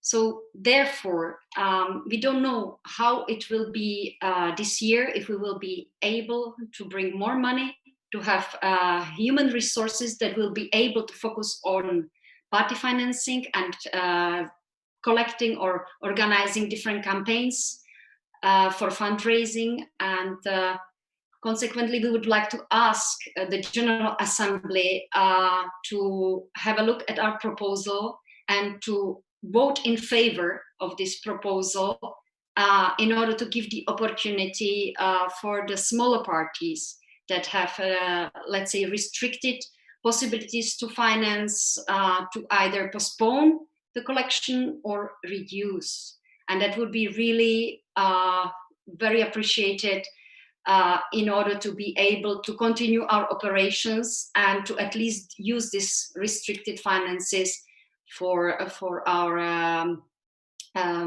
growth and small campaigns. Thank you very much, and I would like to now ask if there are any questions.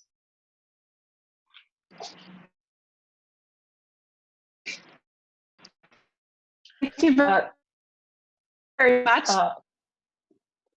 Marcela and Catherine, if there are any, remember you that the vote is officially open also on this agenda item. So you can vote, and I will let the floor to to Catherine and Thor, sorry.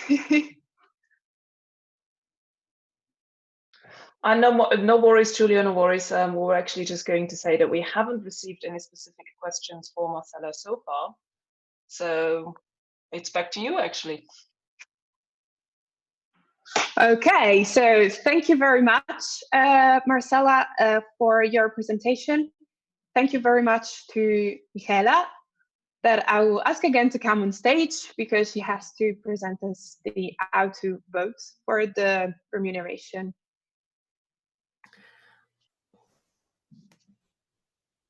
I'm having some issues with my camera.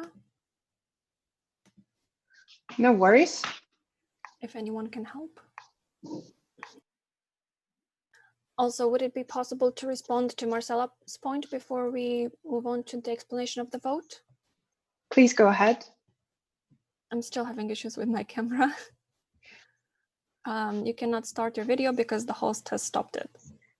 That's the notification. Oh, okay, it's working now. Cool, I'm back.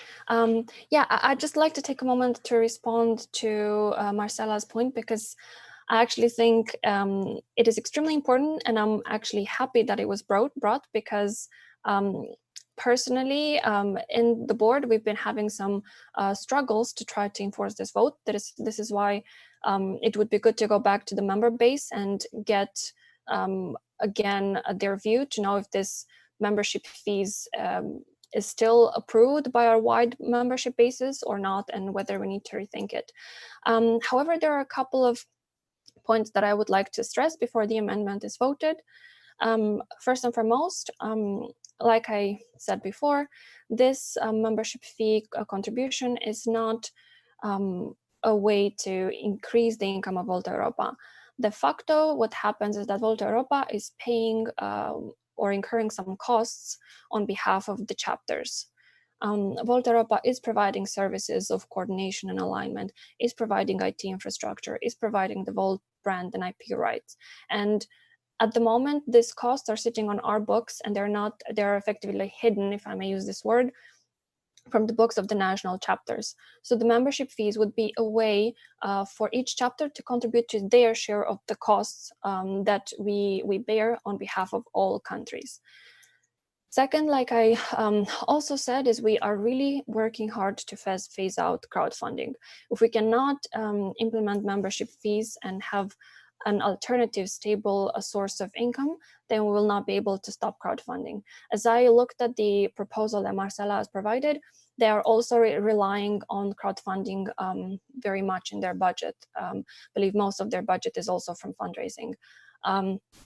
I do not believe that, and this is the same situation is for Volt Europa's budget, and I strongly believe that actually none of our fundraising efforts and plans will pan out as we think if we both continue, or if both parties continue to work in the same manner.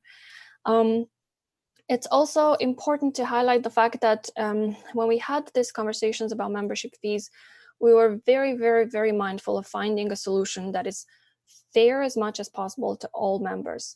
And in the proposed plan, which was voted at the GA in Sofia, we had all members to pay contributions. The members from countries like Poland or Romania or Czech Republic, they would pay 30 euros per year, which was again a complicated calculations looking at the purchasing power of each country and averaging all of that. So we effectively took the minimal amount that a member could pay, just so we can start this process, so we can form this culture of paying a membership fee.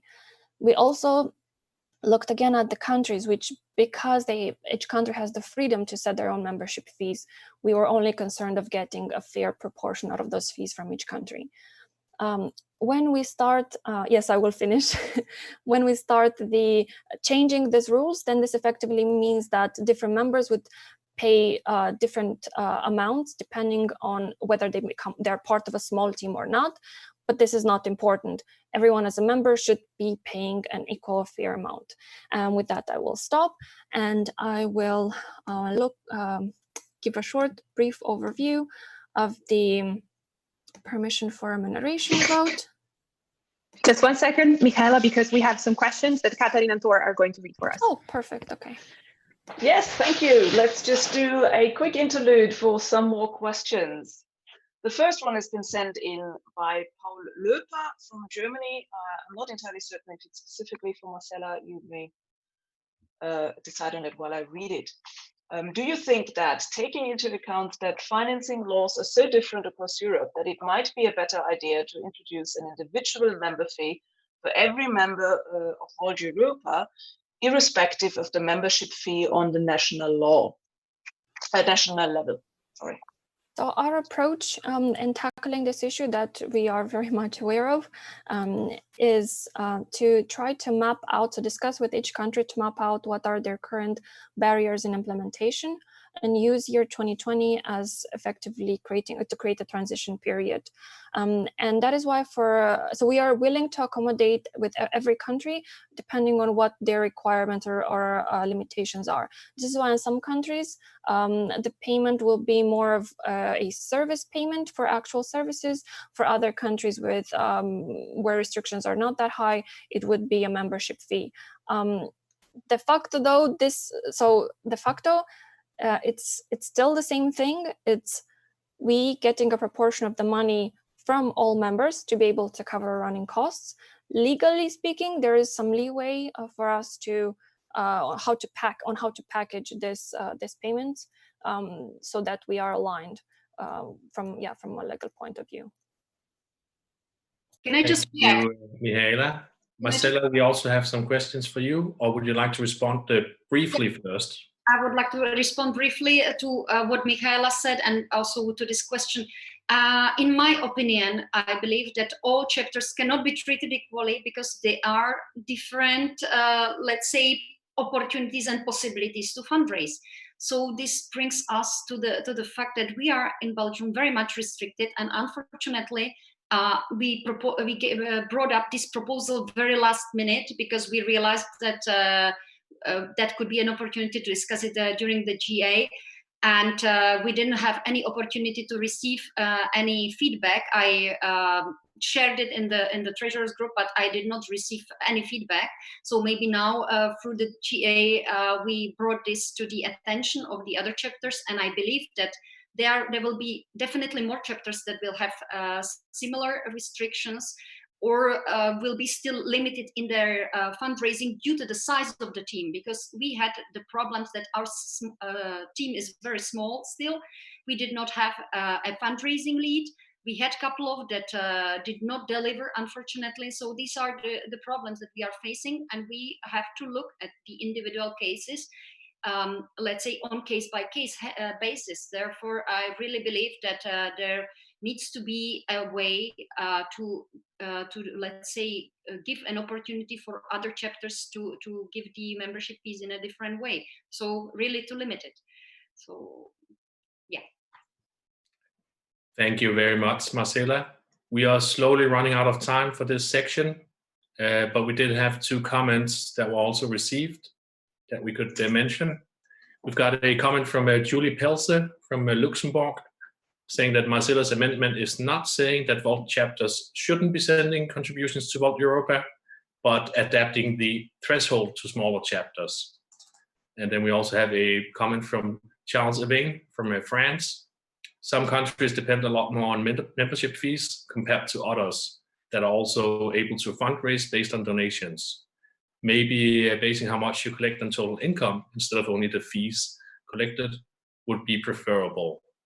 And we are slowly moving on. I will pass the microphone to Julia. Thank you very much, Katharina, and thank you for all your questions.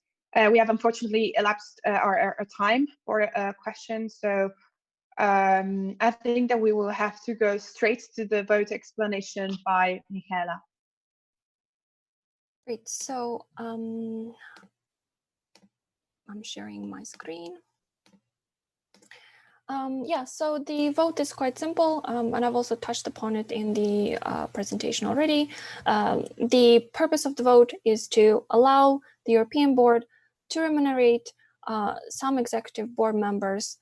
Again, we at this point don't know who will be one or two or three people who will be receiving the vote. We need some flexibility to be able to make decisions at a later stage, but the remuneration in any case will be subjected to the criteria that Volt first has to reach a reserves amount of 3 months of expenditure, that remuneration will not be higher than 2,500, that we will have self-employment contracts to give flexibility to Volt Europa to hire people on short-term contracts, and that this vote will expire in a year's time to allow us the possibility to look back, see if we managed to achieve our goals or not, and whether this vote needs to be changed or amended in any way. Mihaela, you have to hide your voting token. Apologies. With that said, yeah, it's a simple yes or no or abstain vote. Please, have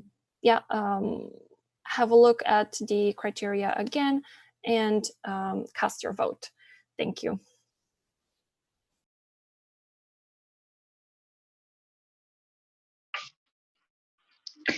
Thank you very much, Michaela. So the vote is opened on the issue from yesterday, actually. There is also the vote for the additional agenda item proposed by Marcella, which has already officially opened. So please go and vote, and vote by reading them in parallel so that you know.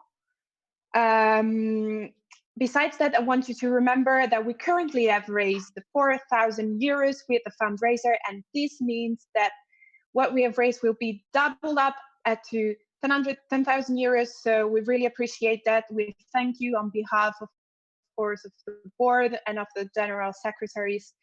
Thank you so much for what you are doing right now, and encourage you to donate if you can, of course. So we are going towards our last and final agenda item, that is about the conference on the future of Europe and the European Citizens Initiative. We will have a brief presentation on the coffee initiative, first of all, by Magdalena and Francesco, and then we will have a brief presentation on the European Citizens Initiative. So I introduce you to Magdalena, and Francesco will have the short presentation. Magdalena and Francesco, the stage is yours. Hi, everyone. Let me share my screen. Do you see it? Yes. Okay. Yeah, so hello, everybody. I'm Lena, I'm based in Berlin, and together with our co-lead Francesco from Bologna, we're really happy to present today the Conference on the Future of Europe campaign that we're running.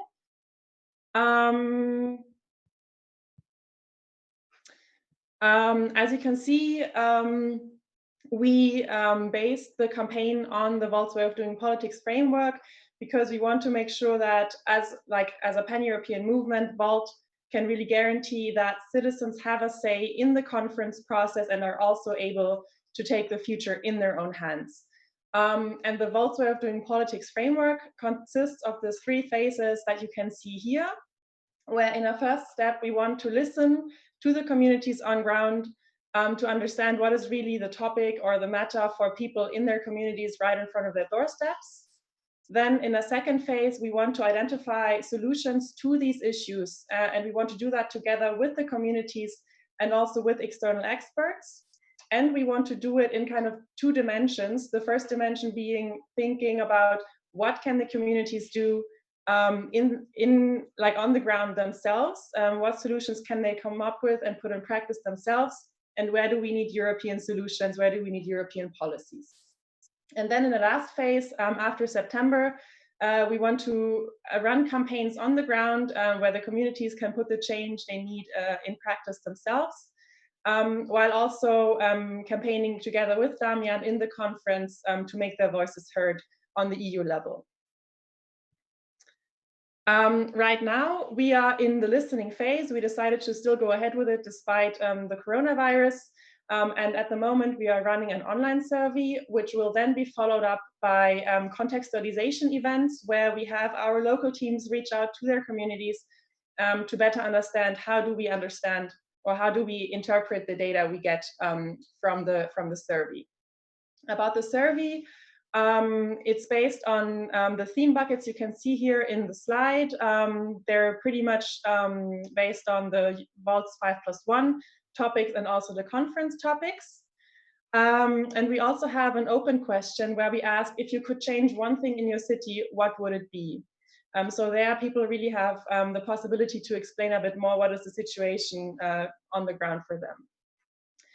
We're spreading it through social media and personal networks, and very importantly also through stakeholder networks on the ground. Our local teams are sending it out to associations and anyone who's working in the topics that are interesting for Volt. So through this, we want to get really local answers to our questions, and it can also be a preparation for the finding solutions process because we can work together with these associations in the future campaign. We have the survey out in several Western European languages. And next week, we also want to launch it in Latvian, Hungarian, Swedish, and hopefully also Danish and Russian. So we want to really also make sure to cover these areas a bit and to give these teams the opportunity to run the survey properly. We are prolonging the entire duration for 2 weeks until May 24th. At this moment, 40 local teams are participating, and it's been becoming clear that the survey is especially helpful for teams with smaller capacities to grow their outreach. So really, we're really happy that this is working out for those smaller teams. When we look at the results that we have so far, we have more than 2,300 responses today. And we aim to get at least 5,000. So I think with our effort, we can at least make that happen, if not more. When we look at where the respondents come from, of course, Germany, Italy, and the Netherlands come in strongest. But if we look at the response rates in relation to membership numbers, actually Spain, Portugal, France, and the UK are really strong. So we see that there we have some countries with a lot of potential that we really also want to support and push through this campaign. We can also see that almost 70% of the respondents are not involved, so we definitely reach beyond our organization. But if we look at the demographics of respondents, especially in terms of gender and age, we see that we still very much remain in our own Volt bubble. It's very much like Volt. So here there's an issue. We need to make an effort to reach beyond that. And we have some tips and tricks for local teams how they can reach out beyond our bubble. So feel free to reach out. We'll try to help you with that. When we look at what topics were chosen first, we see that digitization and sustainability are the ones that are coming the highest, followed by society and culture and politics and citizen participation. But we will have a more locally focused data analysis to see what is really important in what city. And with that, I will hand over to Francesco, who will explain the ongoings of the campaign after the listening. Thank you, Lena. I hope you can all hear me. So after this beautiful work of a survey, we will while we will processing the survey results, local teams will be asked to organize contextualization events. That is, occasions where Volt's team will reflect together with their own communities to collect proposals on social innovation campaigns on one side and local policies on the other side. Once the listening phase is concluded, we will proceed initiating the discussion and identify solution process, as you can see from the slide. This will be an awesome opportunity for local teams all across Europe to exchange best practice and proposals they collected within their own communities. This network will represent our struggle to extend our European experience beyond the General Assembly and the European elections. The European Union is not always part of our lives, we know that, and it may feel far from citizens and their empowerment. However, it is exactly the meaning of this conference and our job in the campaign to change this status quo. We will try to make European institutions listen to local issues and make citizens get involved in European politics. This will end in a beautiful synthesis on how people pertaining to communities can achieve concrete changes on their own, while at the same time trusting and improve their institutions. Our campaign will show Volt's dual nature as a political party and a political movement. Starting from what we have called European exchange meetups, we believe that this process will help many teams to change perspective in their local social challenges, policies, and electoral campaigns. We will match local teams considering interests, percentual affinity, proposals, and local community dimension. In the meantime, we will activate a Volt Academy training on issues regarding community organizing, European politics and European integration, public speaking, Volt's policies. This will empower volunteers through a strong flow of information and skills. The second phase of finding solutions process will be a pan-European political debate on how institutions, including especially Damien's office, can come closer and help citizens face their local issues, inviting experts to analyze the situation in Europe, especially after these difficult times, and experts that can also give us concrete ideas for social innovation campaigns.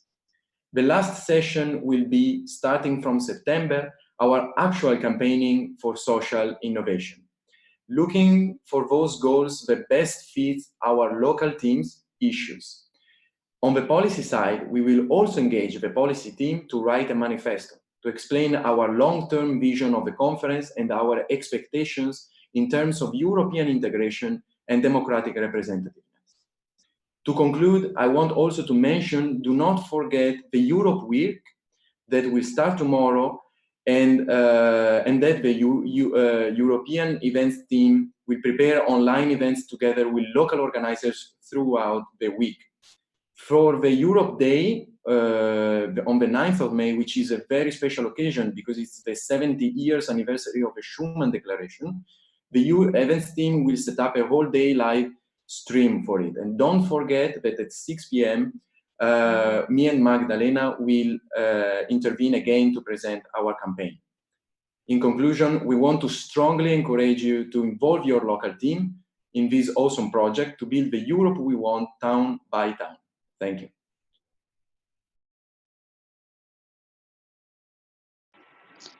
Thank you very much to both of you. So I think that we have already received some questions.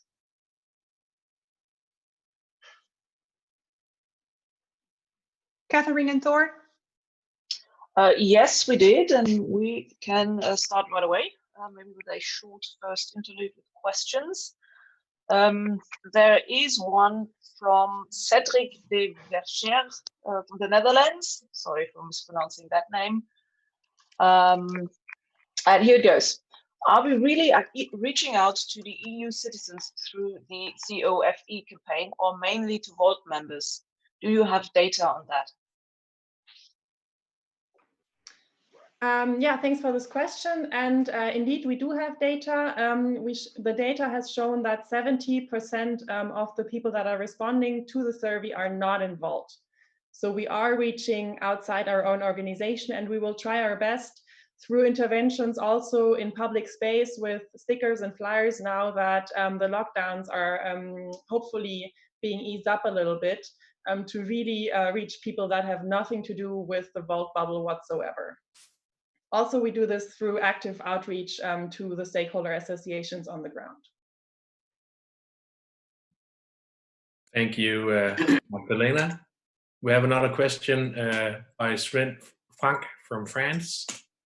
Will the results of the survey be published outside of our bubble and outside of the events Volt will be organizing? We are trying to get feedback beyond Volt and label the survey as a non-participant event, so I'm sure participants are interested in the results also being published. So I'm sure we will definitely publish the data once it's analyzed. And you asked also what events we will be, what we'll be organizing besides the events. We will be running the social innovation campaigns on the one hand, and also have the policy manifesto that we will definitely bring out in public space in some regards as well. But that will be in the campaign phase that we will be developing over the year together with the local teams, together with the Voltsway task force. Thank you. Then here comes the next question, this one from Floris Hortz from the Netherlands. And the question is, why is the subject of economic security / geographical defense not included in the questionnaire? Yeah, also thanks for that question. When we were designing the questionnaire, we were really thinking about, okay, what is important to people right in front of their doorsteps, what matters to people in their communities. So for that, we excluded that topic a little bit, even though it is important, because we thought that is something where it's really also difficult for citizens to bring about change on their own.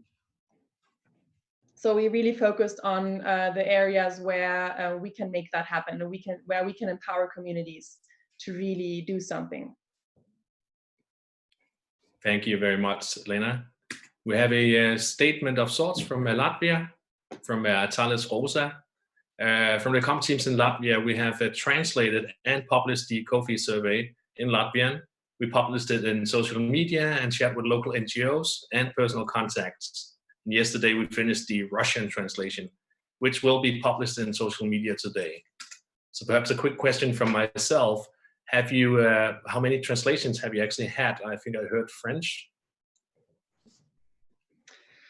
So we have the 7 Eastern European, Western Europe. So we have English, Dutch, German, Italian, French, Spanish, and Portuguese already running, and now Latvian and Russian coming in as well.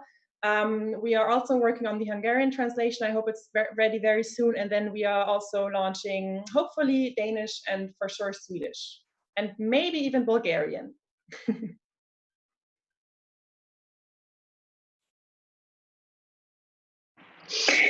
Thank you very much. I think that this is all for now on the Conference of Europe. Thank you very much to both of you for your presentation. And let's see what happens. So we are almost at the end. I wanted to remind you, however, that votes will be closing in some 15 to 20 minutes. So I would encourage, for those of you who haven't done it, to just go on Tusker and vote. If you know some voters who might not have already voted, please send them a message. Please say them, hey, have you voted? Whatever, but please encourage all your voters friends to vote, because this is very important. We are really shaping the future of our movement as a whole during these 2 days of presentations. So thank you very much. We have already reached an impressive amount of votes. But we want to give it a little more push, right? So please encourage your voter friends to vote. So now we have last point in our agenda today that will be presented by Bianca and Raul. which I invite on stage. They will be presenting the European Citizens Initiatives. Janke and Raoul, the stage is yours. Hello, nice to see everyone. It's odd to see myself. Well, thank you very much for inviting Raoul and I to present the European Citizens Initiative. And we're doing this on behalf of our task force. We have a wonderful task force who has been putting all of this together.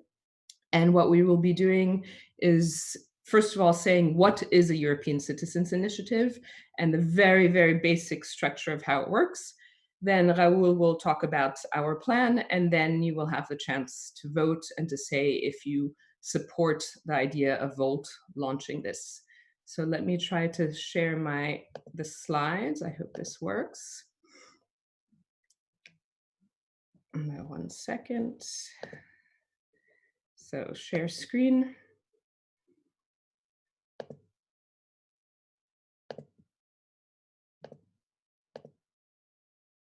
Okay, can you see the slides? That works? No. No. Okay, sorry. I thought that was supposed to work.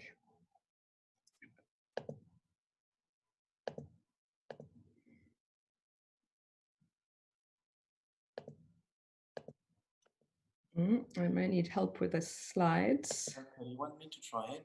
Yeah, if you can, that would be great. I don't know why it's not working. I'm not able to share. Okay. That seems to work.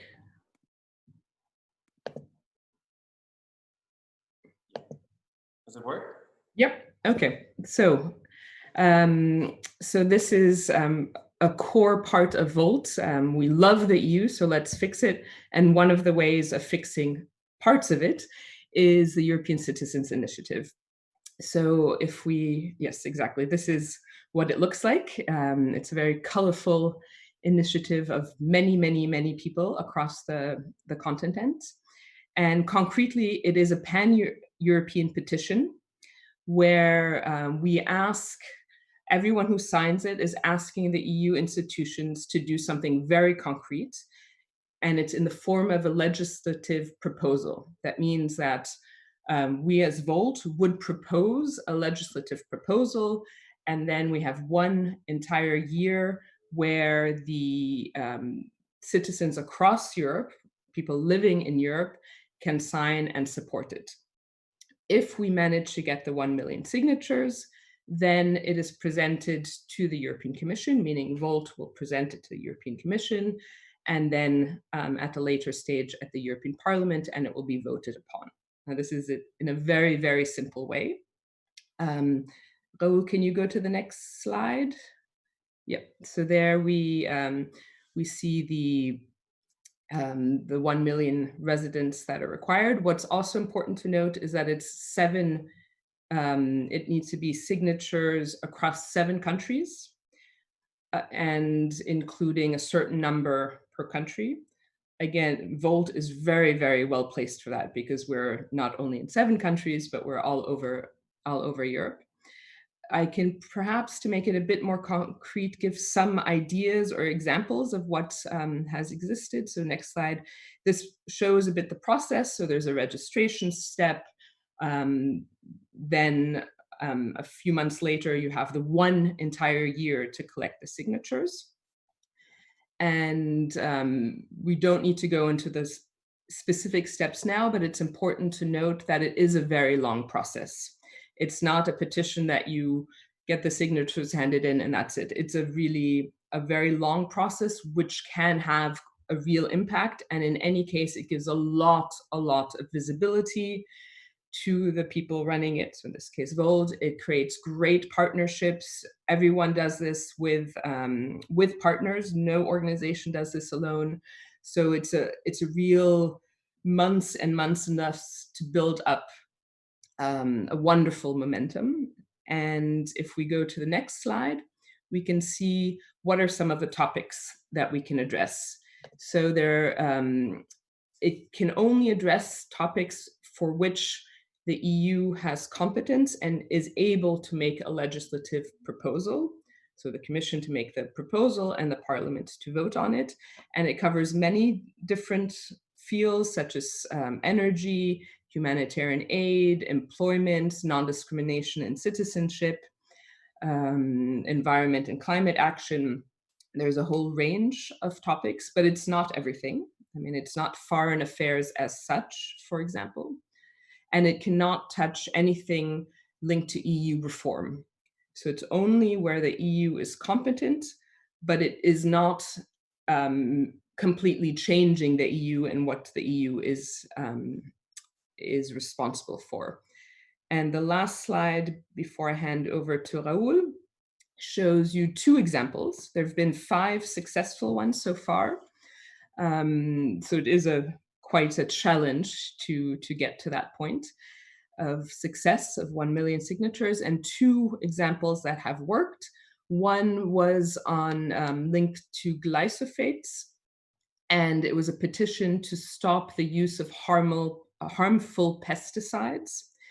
And the other one, another one was on vivisection, which is against animal experimentation.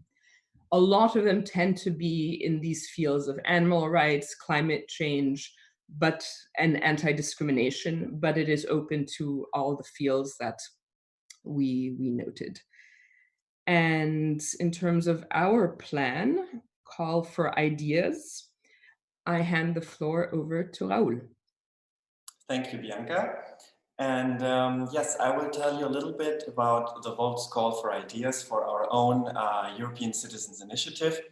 That means we as Volt, we want your ideas, and we would like that you team up with one other Volt, a minimum, or like several from other national Volt chapters, and you propose an idea for a possible European Citizen Initiative. That means we are working on the guidelines, Bianca, me, and the task force of the European Citizens Initiative, in which you can read then all the requirements and the guidelines for this call. And that means you can see in which fields of topics you can propose an idea. Does it correspond with Volt's political priorities, with Volt's values? Does it correspond with the competencies of the European Union, and as well as does it have an impact on all European Union citizens, or is it mostly related to perhaps one country or one interest of topic?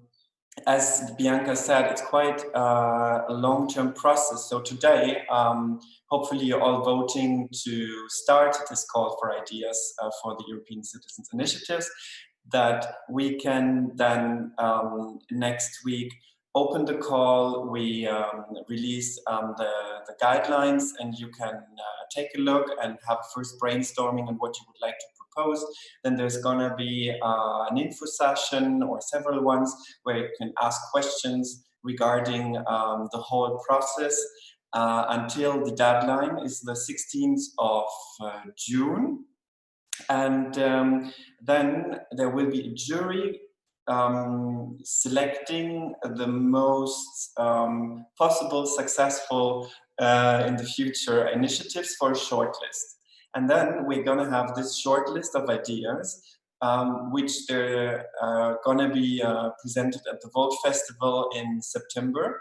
And then there's going to be a referendum inside whole Volt that we all together can decide on which topic we would like to work on together for the next years.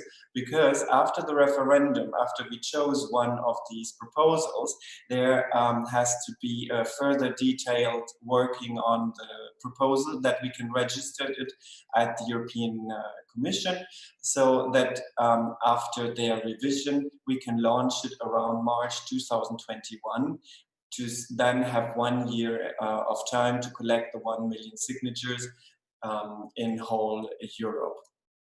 What does that mean for Volt? For Volt, it could be really an unmissable chance to really work on one common Volt vision together, that we have a big capacity building inside Volt, where we can all work together on one topic, which we can push forward.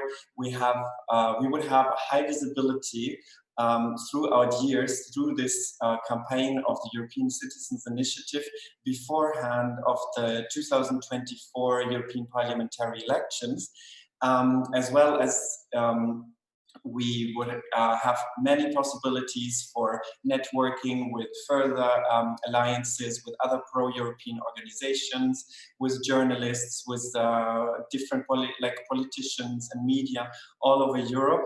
And I think what is another big point is that we as Volt, who try to work on citizen empowerment, can push it further and apply what we are doing. And so please vote yes for a European Citizen Initiative. Thank you. Thank you very much to both of you. Before we shift through the Q&As, I want to remind you again that the votes are going to be closed in 3 minutes. So please, all of you who haven't done so far, who haven't voted so far, just go and task here and vote. Every vote is important for us. If you at the last minute change of your mind, you can vote again, and we will count just your last vote. So please, please do it. Send a message to one of your Volter friends. Thank you very much. As I said, we will have a short Q&A because we are going to vote on the European Citizens Initiative. We're not going to vote on the Conference of Europe Initiative, but we are going to vote on this one.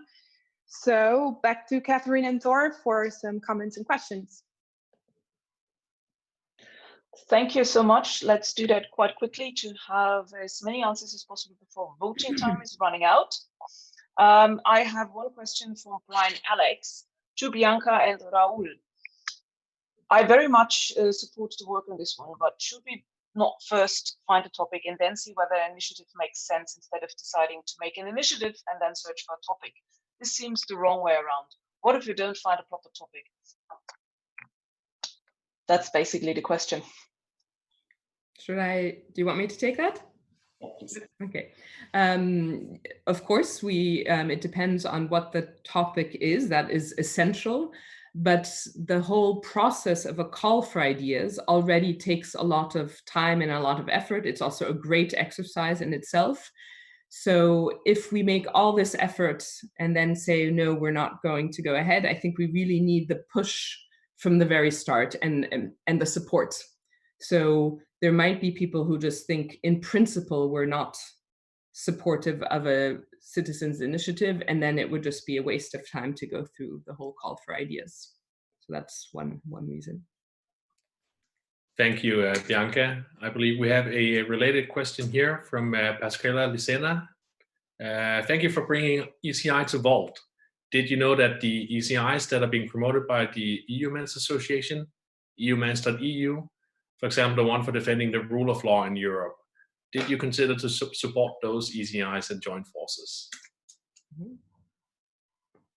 Yes, we are already in contact with EU Humans, and we're exchanging experiences to work also on Volt values of best practices. So we are in contact, we're exchanging ideas, and we would like to support each other in the future of their ECI and our ECI.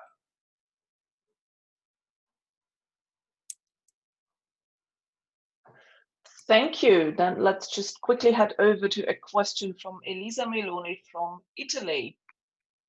What about teaming up with the organizers of some existing ones first, such as the one from stopglobalwarming.eu? In Italy, we are in touch with them. So one of the first things that we've done in our task force is reach out to many existing ones. So I think we've already talked to at least 5, if I'm not mistaken, with our task force. And so it's essential to help each other, to support each other, but to really get Volt behind it and get all of us fully there. I feel that we feel that it's more powerful if the idea comes from us. And us meaning all Volters, but then to partner together as much as possible and support other initiatives as well. Thank you very much to both of you. I believe that this was our last question also for this agenda item. So thank you again to both of you for presenting this to us. We will be officially closing the votes in seconds.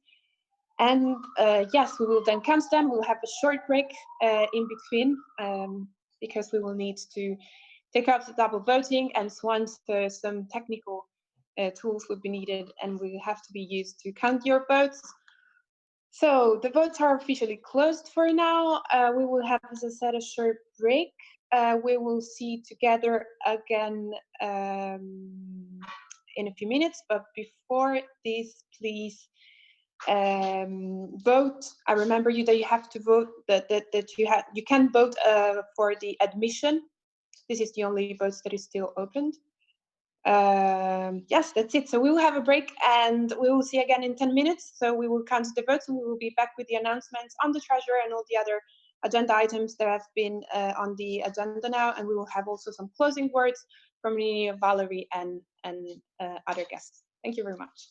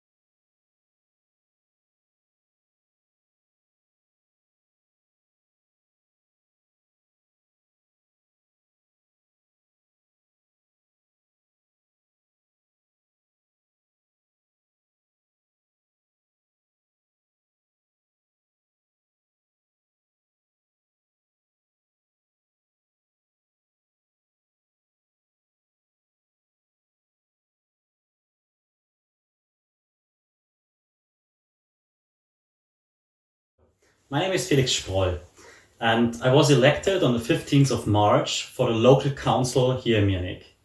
With 1.8%, we had a great result. And I think it's really important for Volt to be also active on the local level. Of course, we all, also me, we joined Volt because of our ideas to change Europe for the better. But I think if we want to successfully campaign in whole Europe, it is really important that we find solutions and offer solutions to our citizens on every European level. That's why I'm interested in the local politics here. I think Munich is a great city, but we can make it even better if we take best practices from Europe and bring them here to Munich.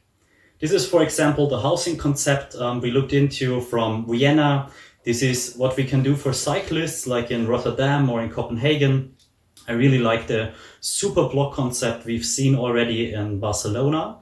And I guess we can learn a lot from Estonia when it comes to digital solutions in the government.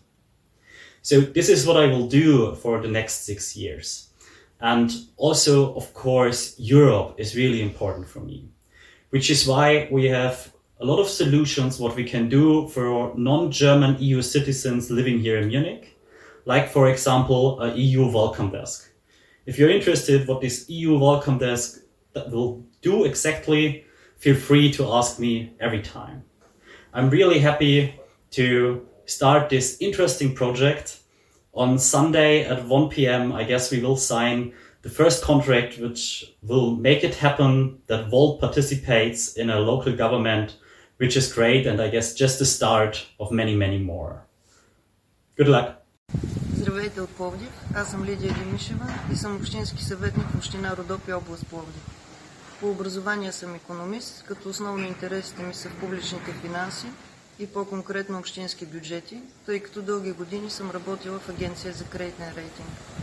Нашата община се състои от 21 населени места, всички са близо до град Пловдив и играят ролята на негово предградие. Въпреки това, има големи инвеститорски интереси за развитието на кариерна дейност на територията на нашата община. Ето защо съм благодарна на Волт, че ме подкрепиха в битката ми срещу две от най-големите кариери на територията на общината и заедно в февруари месец успяхме да ги закрием, успяхме да активираме гражданското общество и днес те вече не работят. Щастлива съм, че съм част от семейството на Волт. Очаквам с нетърпение да се запознаем на живо и ви желая успешна работа. Hi voters, I'm Stefan, I'm 29 years old and I was born and raised in Wolfsburg in Germany, and that's also the city where I'm currently an elected representative in our local city council. I was elected in 2016 when Volt even didn't exist, but since joining Volt in December last year, I'm very proud to represent Volt in our city.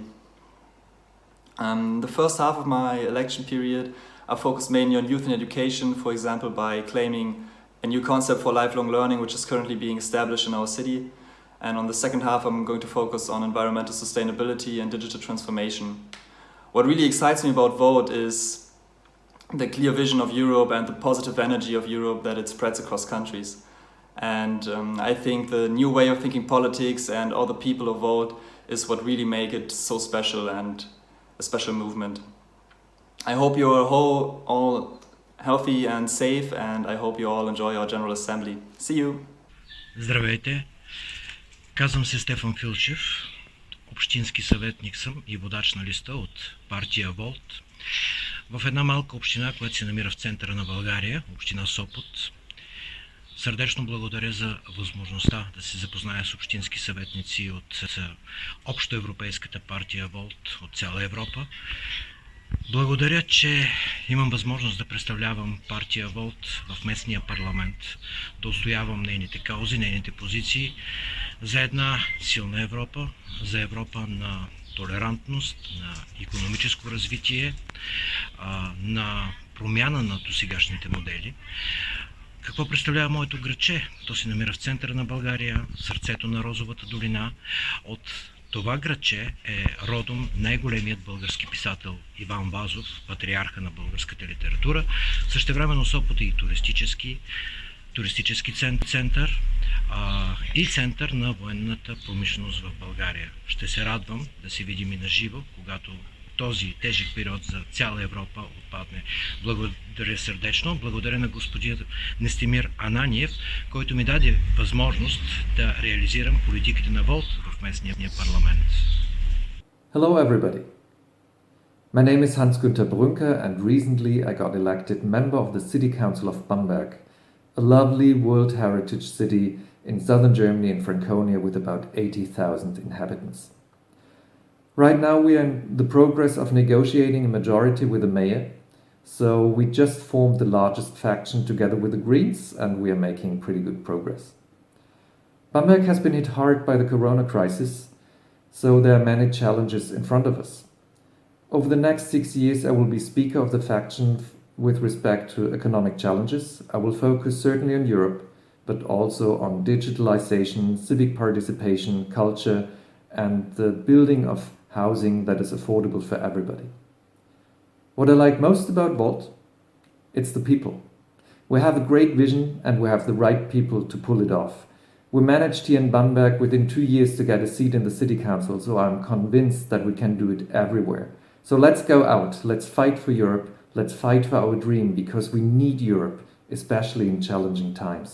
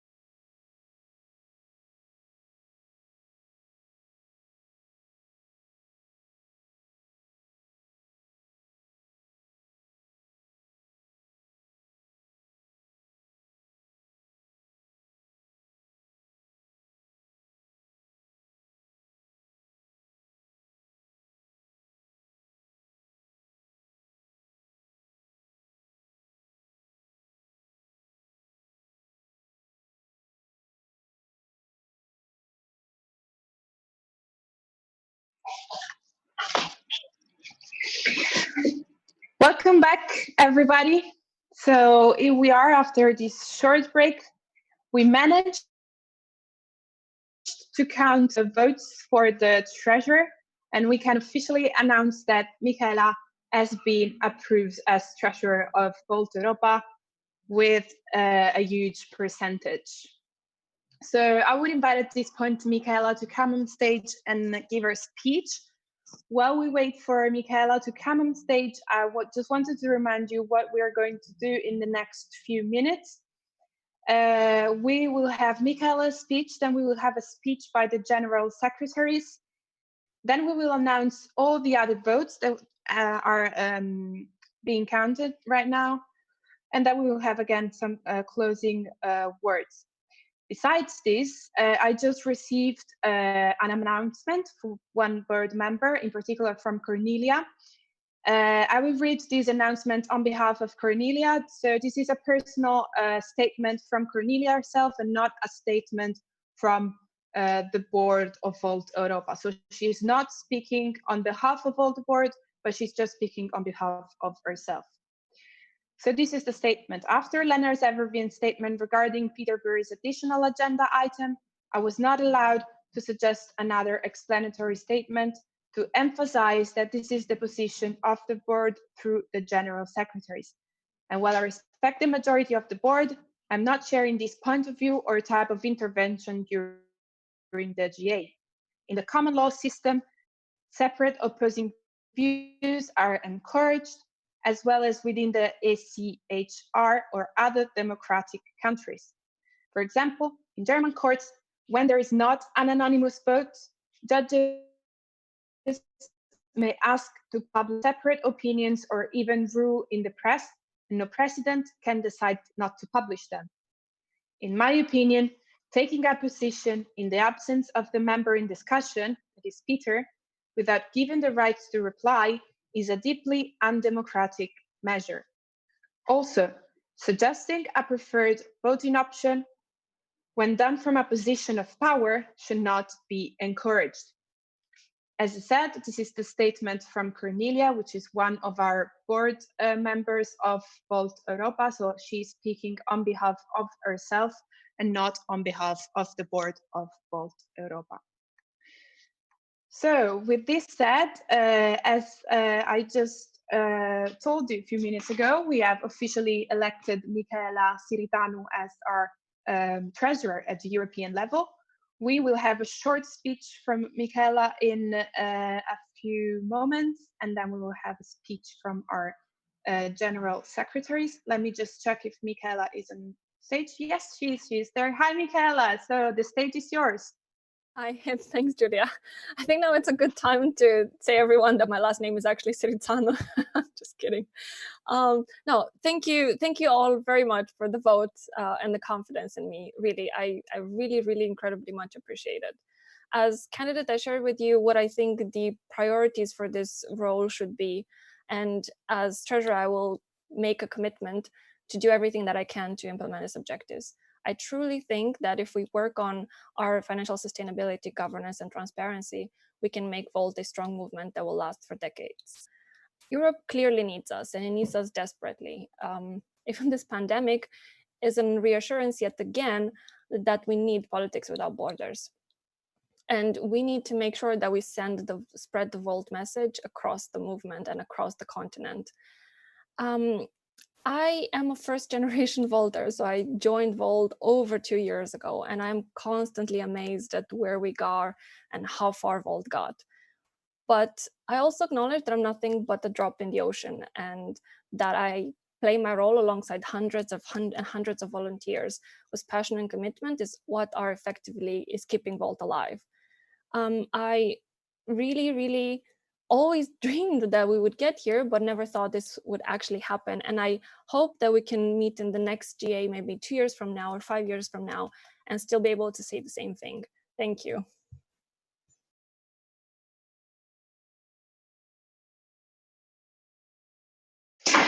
Thank you very much. I will give the floor to Katharina because apparently there have been some issues that we didn't take into account. So this is, yeah, they will clarify what has been happening. Sorry, guys. So please bear with us. Yeah, thank you for putting us back on. I think Thor and myself just want to put out some explanations about what happened just now. There was a bit of a procedural hiccup, and the chair should have obviously not have read out a individual statement because that's preferential treatment. We would not have wanted to do that. We didn't have the time to catch up with a couple of things and discussions that were going on in the background. So we just wanted to interject that little information after Julia has read a statement from Cornelia. In a usual and a bit more coordinated way, we would not have allowed anybody from a position of power to push in their individual opinion. So just to make sure that there is no preferential treatment here, we wanted to let you know. Maybe Thor wants to add something, or Julia, but otherwise we're just going to process with the agenda. Yes, thank you, Katarina. I hope you can all understand that at times we need to make snapshot decisions, sometimes within seconds. Katarina and myself, of course, take it completely as our responsibility that we failed to moderate completely and accurately here. With that, I would just also like to say that we are tallying votes, and if we have an update there, then I would hand back to Julia, who can also introduce the next steps.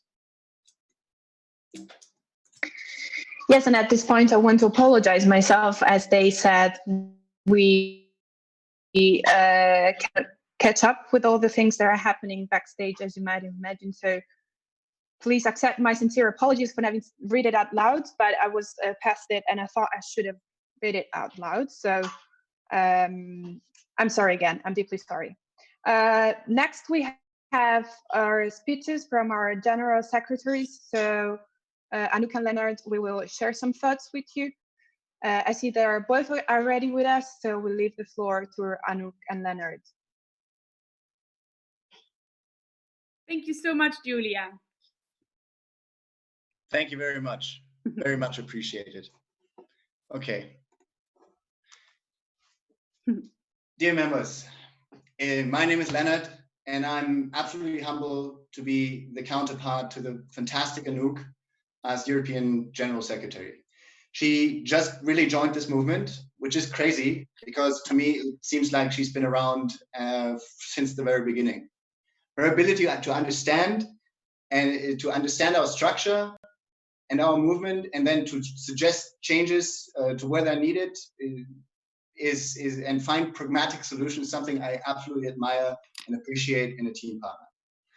We've only really been at this for about 3 months, and there are some things that are very obvious to me. So this has been an amazing learning opportunity to grow both personally and professionally.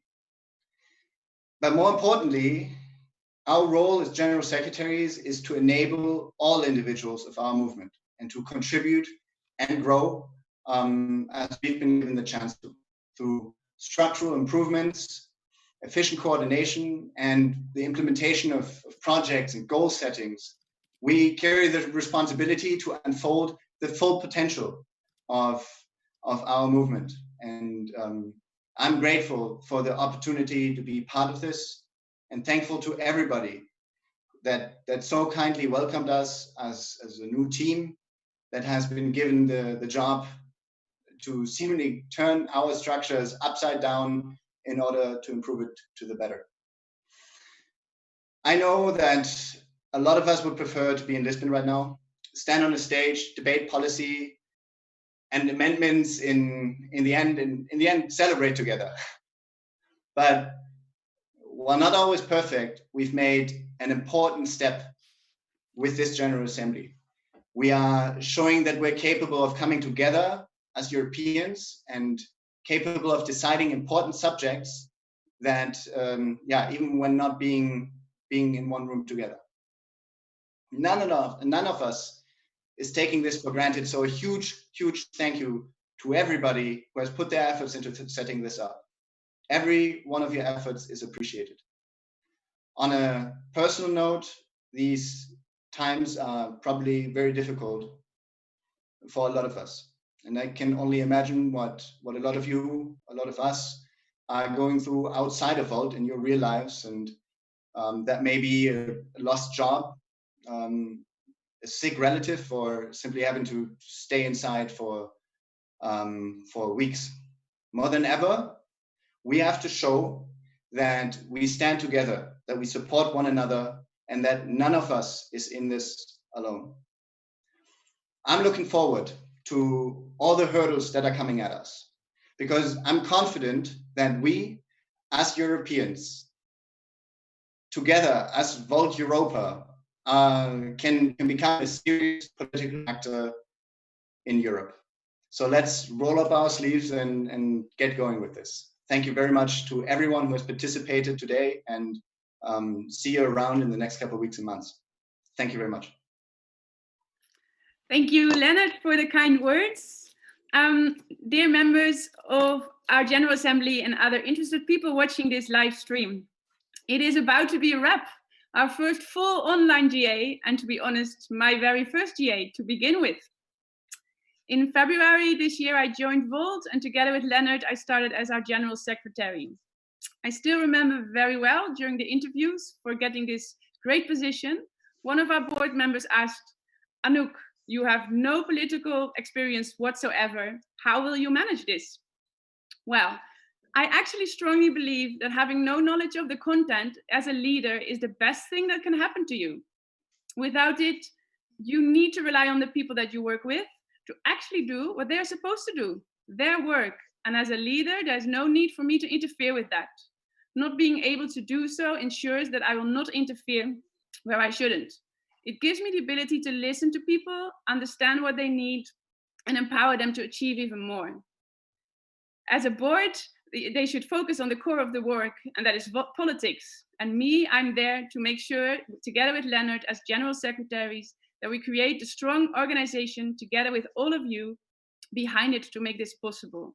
I'm extremely honored to got the confidence of our board when they appointed me.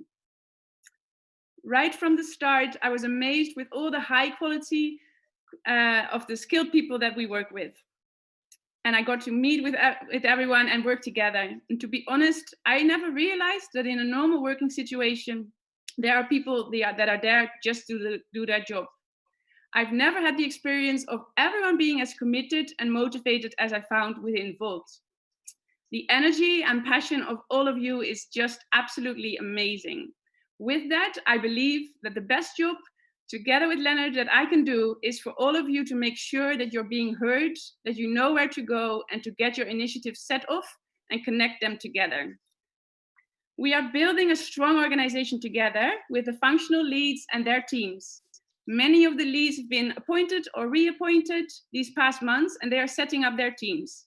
I feel it is important to know that this means that at this point, you might feel things are not moving as fast as you want, but I want to ask everyone to trust that these upcoming months will be moving and we'll be growing and growing as an organization.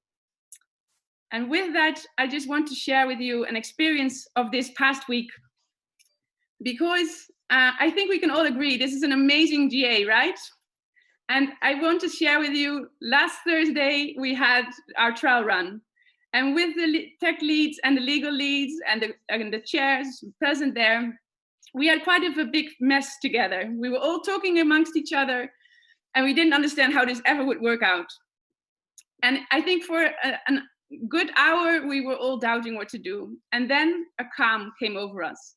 And this calm comes with what is the key to have a great team. It was about listening to each other and trusting each other. And that's what I think we should all do. We wouldn't have this GA without all of these people working as their unsung heroes, as George Penn quoted.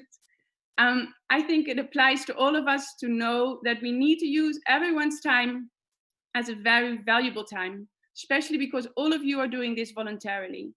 We cannot spend our time on weekly calls with the whole movement, as it will take away the actual work that we want them to do.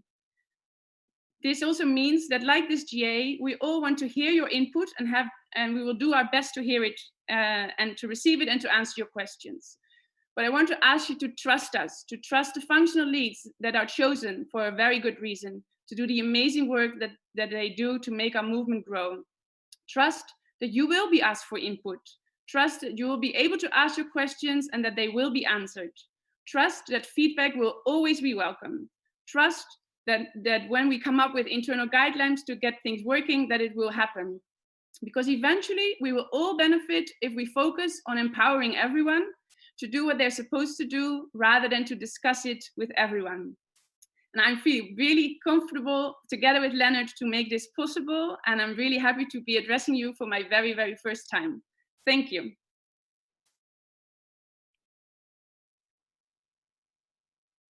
Thank you very much to both of you. So we are still counting the votes. There will take a little bit longer, as always, than expected. But as we wait, I think that we will go on a short break to let us count all the votes. And Anouk and Leonard, you know how difficult it is. So Maybe to give us also, yeah, no, but also I wanted to take this time to thank you personally for all the work that you've been doing these days. Both you, Anouk and Leonard, and all the people involved in this huge thing, because we managed to have an online GA, the first in our experience. And I think we did a pretty good job since we had not that much time to prepare. And all the organization that is behind this, and all the people that have spoke during these days, they were all amazing. And I really want to thank you from the bottom of my heart also to those of you who gave me the confidence to take on this role. And of course, I want to thank Catherine and Thor for everything they've done so far. So please let me do this before we wrap it up and we arrive to the announcement of the votes. So let me just check, because we are receiving documents as we speak, of course. So let's see if we can at least announce some of the new votes.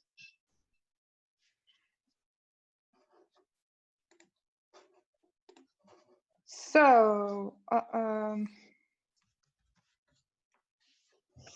maybe we can just also take the chance while Julia is still looking at the results to hear very few voices again, because we've mentioned it earlier. There's comments coming in about this GA. There's just one been sent in from Renier Bakker from the Netherlands, who just wanted to reach out and tell us a thrilling GA. Thank you all for this great event. And there are some further questions, quite general ones, that we try to answer, like, can you please share the number of people watching and the number of votes cast? Yes, of course, I guess we're going to do that as soon as the results are in. So please feel assured that this will happen. And again, if you feel that this GA needs improvement, do not send it in through the comment sheet, but go to Workplace. And also, if you want to share some positive impressions of today, Workplace is a good place to do that, because a lot of people can read it up there. Thank you. Thank you, Katarina. I can briefly say that also we did receive a lot of comments. And yes, we have not read all of them. There was simply not time. Some of them were simply too plentiful, and some were too long.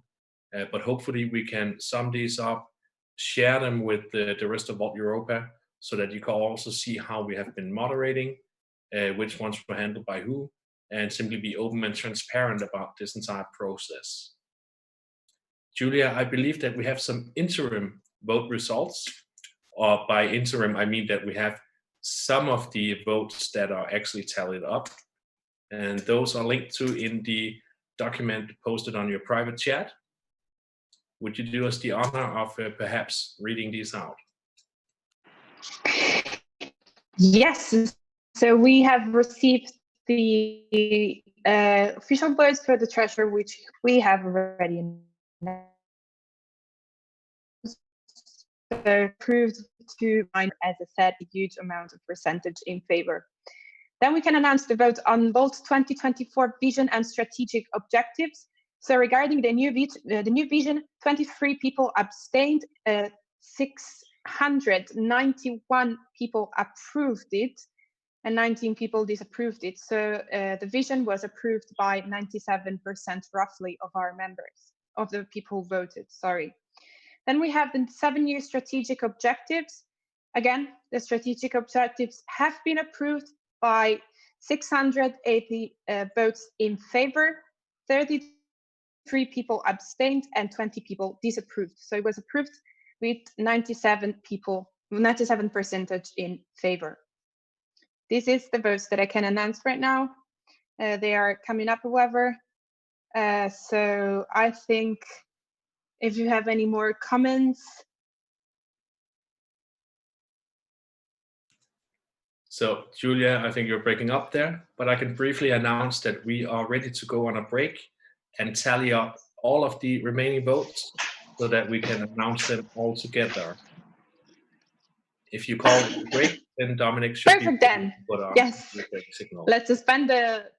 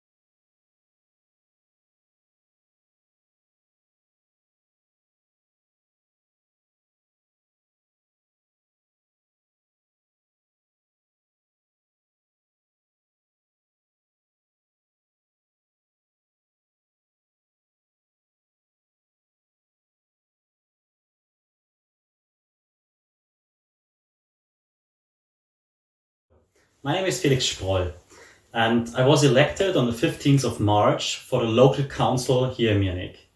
With 1.8%, we had a great result. And I think it's really important for Volt to be also active on the local level. Of course, we all, also me, we joined Volt because of our ideas to change Europe for the better. But I think if we want to successfully campaign in whole Europe, it is really important that we find solutions and offer solutions to our citizens on every European level. That's why I'm interested in the local politics here. I think Munich is a great city, but we can make it even better if we take best practices from Europe and bring them here to Munich. This is, for example, the housing concept we looked into from Vienna. This is what we can do for cyclists, like in Rotterdam or in Copenhagen. I really like the super block concept we've seen already in Barcelona. And I guess we can learn a lot from Estonia when it comes to digital solutions in the government. So this is what I will do for the next 6 years. And also, of course, Europe is really important for me, which is why we have a lot of solutions what we can do for non-German EU citizens living here in Munich, like, for example, a EU welcome desk. If you're interested what this EU welcome desk will do exactly, feel free to ask me every time. I'm really happy to start this interesting project. On Sunday at 1 p.m, I guess we will sign the first contract which will make it happen that Volt participates in a local government, which is great, and I guess just the start of many, many more. Good luck! Здравейте от Пловдив, аз съм Лидия Димишева и съм общински съветник в община Родопи, област Пловдив. По образование съм икономист, като основно интересите ми са в публичните финанси и по-конкретно общински бюджети, тъй като дълги години съм работила в агенция за кредитен рейтинг. Нашата община се състои от 21 населени места, всички са близо до град Пловдив и играят ролята на негово предградие. Въпреки това, има големи инвеститорски интереси за развитието на кариерна дейност на територията на нашата община. Ето защо съм благодарна на Волт, че ме подкрепиха в битката ми срещу две от най-големите кариери на територията на общината и заедно в февруари месец успяхме да ги закрием, успяхме да активираме гражданското общество и днес те вече не работят. Щастлива съм, че съм част от семейството на Волт. Очаквам с нетърпение да се запознаем на живо и ви желая успешна работа. Hi voters, I'm Stefan, I'm 29 years old and I was born and raised in Wolfsburg in Germany, and that's also the city where I'm currently an elected representative in our local city council. I was elected in 2016 when Volt even didn't exist, but since joining Volt in December last year, I'm very proud to represent Volt in our city. The first half of my election period, I focused mainly on youth and education, for example, by claiming a new concept for lifelong learning, which is currently being established in our city. And on the second half, I'm going to focus on environmental sustainability and digital transformation. What really excites me about Volt is the clear vision of Europe and the positive energy of Europe that it spreads across countries. And I think the new way of thinking politics and all the people of Volt is what really make it so special and a special movement. I hope you're all healthy and safe, and I hope you all enjoy our General Assembly. See you! Здравейте! Казвам се Стефан Филчев. Общински съветник съм и водач на листа от партия Волт. В една малка община, която се намира в центъра на България, община Сопот. Сърдечно благодаря за възможността да се запозная с общински съветници от общоевропейската партия Волт от цяла Европа. Благодаря, че имам възможност да представлявам партия Волт в местния парламент, да отстоявам нейните каузи, нейните позиции за една силна Европа, за Европа на толерантност, на икономическо развитие, на промяна на досегашните модели. Какво представлява моето градче? То се намира в центъра на България, сърцето на Розовата долина. От това градче е родом най-големият български писател Иван Вазов, патриарха на българската литература. Същевременно Сопот е и туристически център и център на военната промишленост в България. Ще се радвам да се видим и на живо, когато този тежък период за цяла Европа отпадне. Благодаря сърдечно. Благодаря на господин Нестимир Ананиев, който ми даде възможност да реализирам политиките на Волт в местния парламент. Hello everybody. My name is Hans-Günther Brünker and recently I got elected member of the City Council of Bamberg, a lovely World Heritage city in southern Germany in Franconia with about 80,000 inhabitants. Right now we are in the progress of negotiating a majority with the mayor, so we just formed the largest faction together with the Greens and we are making pretty good progress. Bamberg has been hit hard by the corona crisis, so there are many challenges in front of us. Over the next 6 years I will be speaker of the faction with respect to economic challenges. I will focus certainly on Europe, but also on digitalization, civic participation, culture, and the building of housing that is affordable for everybody. What I like most about Volt? It's the people. We have a great vision and we have the right people to pull it off. We managed here in Bamberg within 2 years to get a seat in the city council, so I'm convinced that we can do it everywhere. So let's go out, let's fight for Europe, let's fight for our dream, because we need Europe, especially in challenging times. Thank you.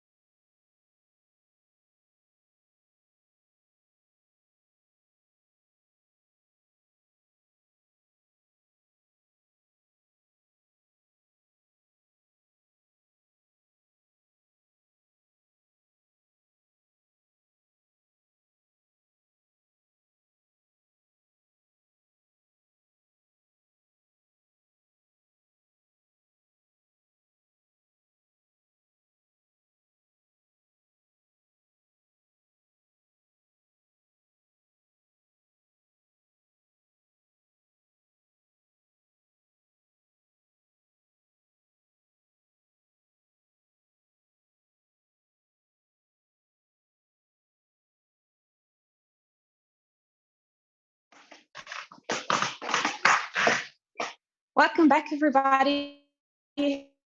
So, sorry for about the cast, took us more time than we expected.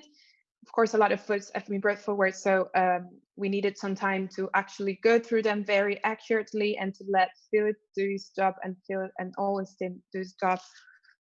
And yes, but we are ready now to officially announce some of the votes, because some will be announced after that the GA closes, because unfortunately they're still under revision from the tech and the legal team.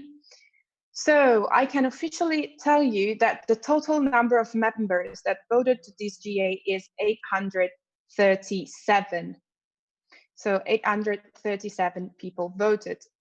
As I said to you earlier, the vision and strategic objectives have been approved with 691 votes in favor. Also, the 7 new strategic objectives have been approved with 680 votes in favor. As for the narrative, we will announce the votes on the values, so the top 5 values chosen by members later, because right now we can only tell you and officially tell you that the mission has been approved with 706 votes in favor. But again, to have the final top 5 values chosen by the members, we will have to wait a bit longer. Thus, we will wait for the results for that. As for for vote 7 on the treasurer, we already announced that Michaela was confirmed in her position with 629 votes in favor. As for the country council revision, unfortunately, we did not reach the quorum that was needed to change the statutes and the internal regulation legally. So as I said to you, roughly 800 people voted. Unfortunately, we needed 1,007 voting members to reach the quorum, and we did not reach the quorum. The board and the general secretaries will reach out to you to explain how we are going to proceed on the country council in the next few days.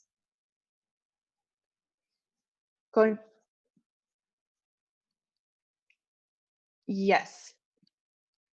So as for the remuneration proposal, the remuneration proposal has been approved with 562 votes in favor. Unfortunately, there is no percentage shown for these votes, but I can officially tell you that the remuneration proposal has been approved.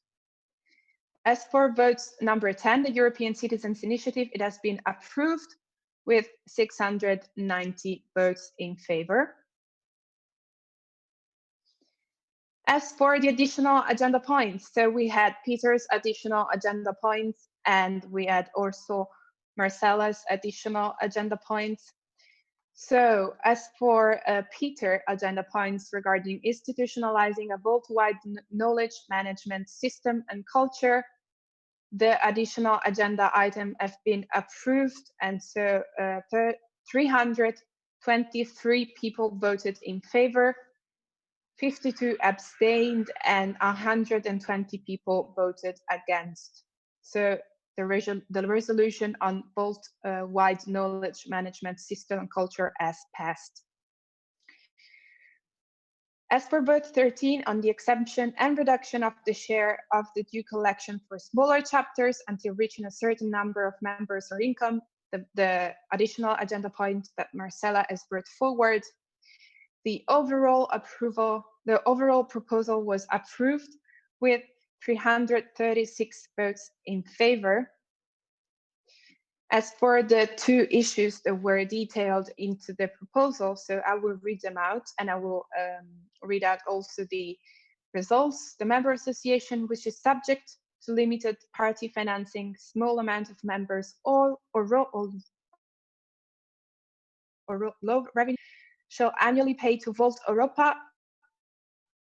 an annual membership fee of 5%. This option was approved by 292 votes in favor. As for the other option, 110 people abstained, 31 people voted in favor of a fixed amount of €100, and only 58 people voted for no membership fee.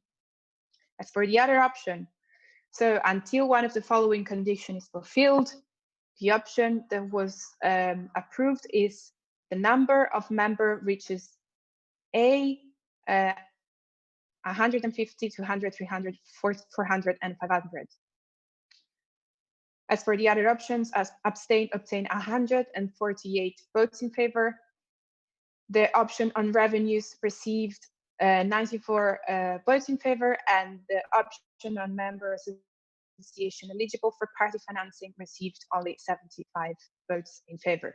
So with this said, among the options that were approved, so the number of members reaches 150 members. So this is the winning options within the options provided by Marcella in her additional agenda items. So to be clear, I will repeat it again. As for this additional agenda point, what has been approved is a decreased annual membership fee of 5% until the condition of a number of members of 150 members is reached. This is the winning option. As for the other results, we will have to wait a bit longer because as regards policy, the policy framework and the other part of the narrative, so that the values that have been chosen by you, the 5 values that have been chosen by you, we will have to wait a bit longer. We are sorry about it, but we will let you know with an email, with an announcement of workplace, with however we can reach you, we will try to reach you and tell you the results. So this is it for me. And I want to thank you. And I don't know if Catherine and Thor wants to add something at this stage. Otherwise, we will have our closing remarks. Well, thank you, Julia. It has been a pleasure to help you chair. And it has been a pleasure to be part of this General Assembly. You announced some of the votes, and I just wanted to repeat that, of course, the full votes, including percentages, will be published as soon as they are available. Thank you for this GA, and thank you for your chairing. Yeah, I could just add up to that one. Thank you, Julia, for doing this wonderful job up here, and thank you to everybody who's been making this happen in the background. And there's a lot of people, a lot of stuff going on. I'm amazed. Thanks a lot. And I'm really happy that I could be part of this unique experience. Thank you. Thank you very much to both of you. And with this said, we can officially close the legal GA, but we have some very, very important final remarks from our co-presidents. So please, I invite Rainier and Valerie on stage. Thank you very much, Julia and Katarina and Thor. Yesterday, I ended with saying, what would a GA of Volt be without an after party? And today I can say again, what would a Volt GA be without 2 after parties? So there is another after party tonight, a digital after party that you can join.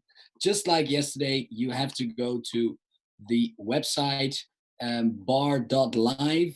If you are in bar.live, you have 2 options. One of them is Purple Palace, and that has a password which is volt@ga2020. Purple Palace, volt@ga2020, bar.live. And the other one, the other room where Volters will gather is Mixtape.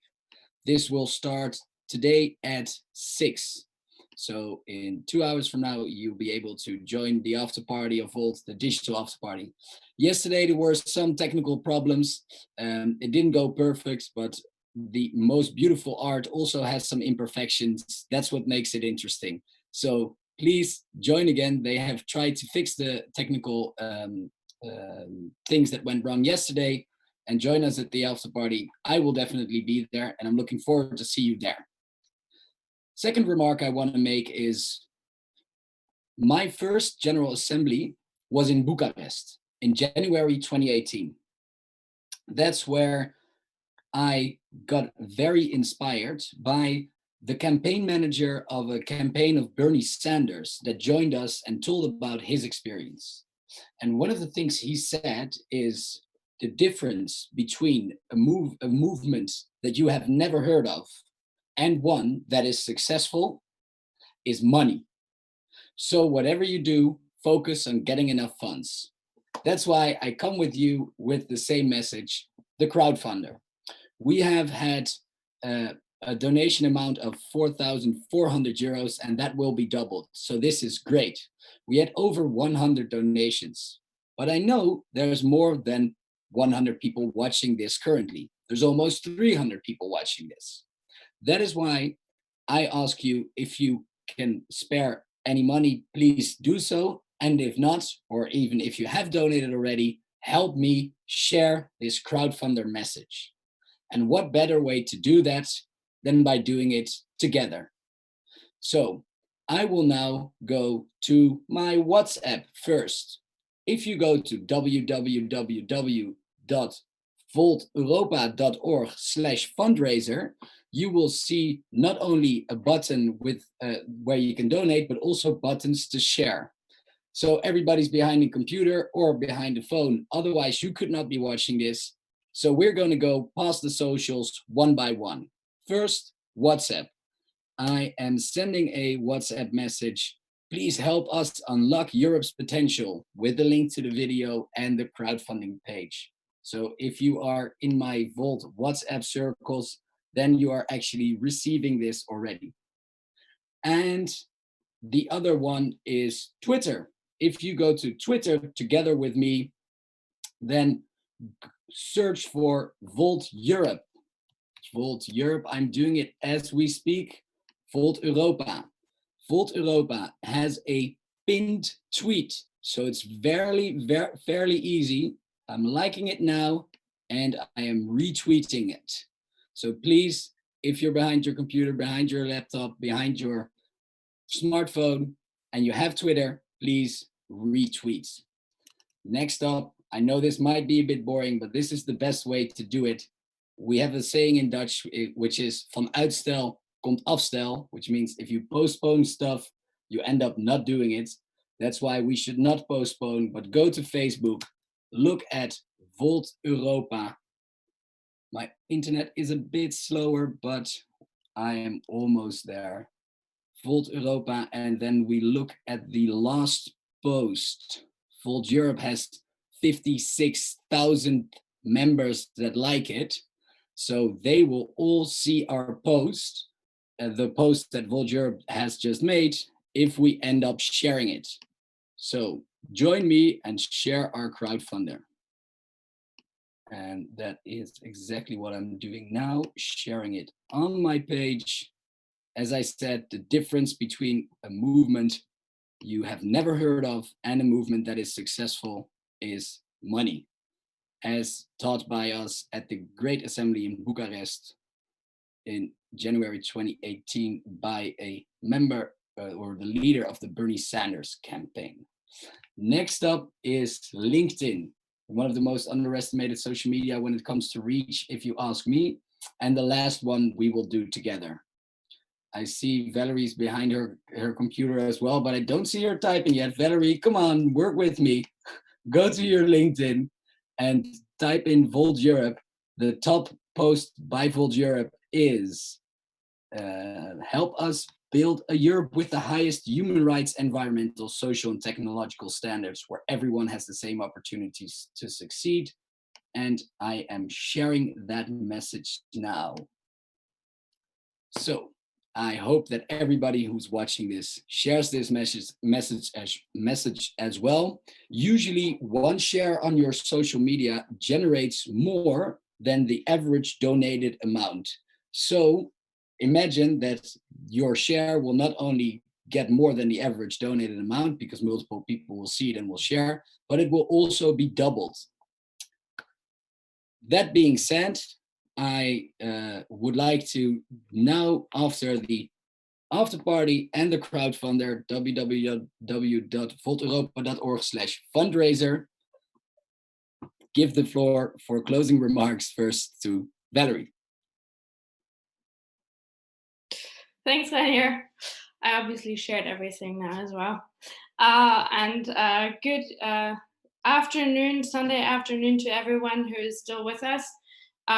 This was a really great 2 days, and I think this online General Assembly was a great example for pioneering European collaboration and communication. And what made it possible is the digital tools that we can work with and that allow us to collaborate across borders, even at times of COVID. And I know that even people, and one of our former candidates for the European elections was even following us from South Africa. And this is really fantastic to know that we can work all together even in such times. So what were we actually doing? We were working on many things over the past 2 days with our 5,000 legal members, with a movement of over 15,000 volunteers in the whole of Europe. We had 2,700 YouTube views, and I know that yesterday it peaked at around 700 views at the same time watching our General Assembly. I think it's a solid foundation that we can definitely build upon. And I want to thank you for that. So yesterday and today we did a lot of work, which we termed, actually Ranier termed, as housekeeping and maintenance work. So when we were elected as European board in our last General Assembly in Sofia in October last year, we said what we first have to do is tidy up and structure the house. And everyone knows who has a household that household is nothing that you can just stop doing at some point. It will always come back to you. But the general lines we wanted to organize first in order to have a solid base from which we can then communicate with the outside world and really spread the Volt message to achieve our overall goal of a united and federal Europe. So what we did in the past 2 days was basically bringing a lot of that work that we had done over the past 6 years to an end together with you. We voted on a policy framework and process. We voted on strategic objectives and our vision statement. We voted on a mission statement, as well as on our shared values. We voted a new treasurer. Congratulations, Mihaela. We voted on financial issues and reimbursement policies. We voted on 2 grassroots initiatives, the European Citizen Initiative and an initiative regarding the Conference of the Future of Europe. And we voted statutes amendments. I would like to share with you what we have just done together. Am I sharing now? Vanya, can you do a hand up? Cool. But I would advise you to also press the share button in the right top corner, because otherwise we will also see your LinkedIn and the next presentation, so that you go to presentation mode in the right top corner. Yep. No, not share, but present, the button next to it. Sorry, guys. Tech rookie. I need to do some tech work here. Homework. Okay, so as everyone who watched us yesterday knows, we voted on our strategic objectives.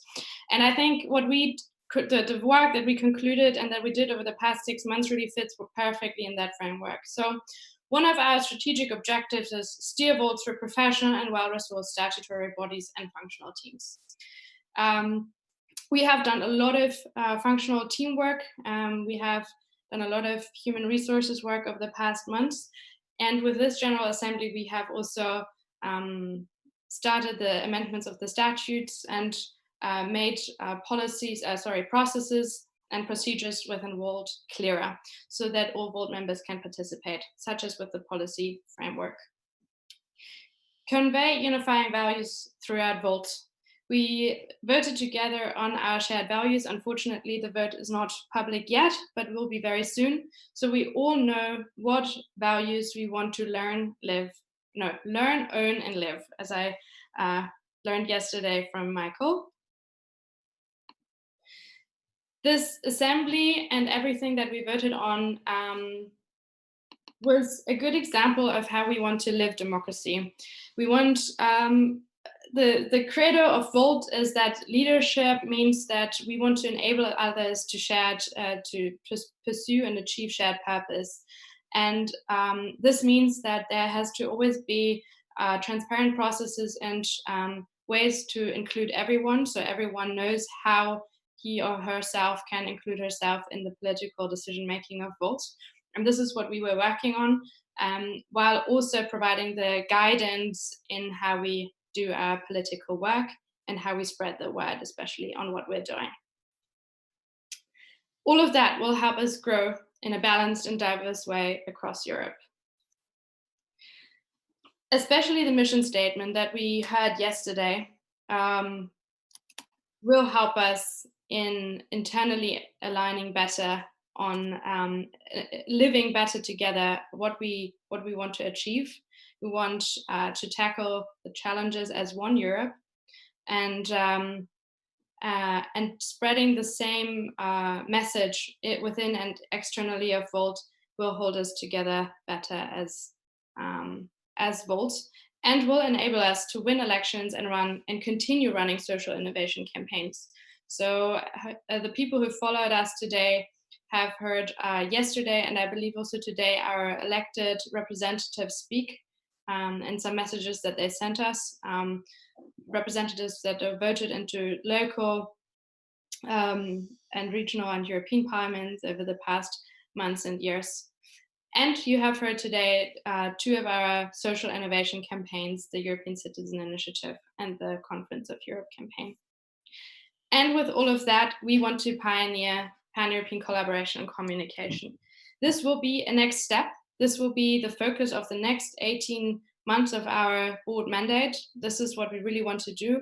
As I said earlier, our reach on social media, but also in general, is a solid base, but we really want to work on that so that our end goal of a united and federal Europe can be achieved by us being a political actor that pushes other political actors to also adapt the European language and really think about how valuable Europe is, but also for ourselves to get into the parliament and represent what we actually stand for.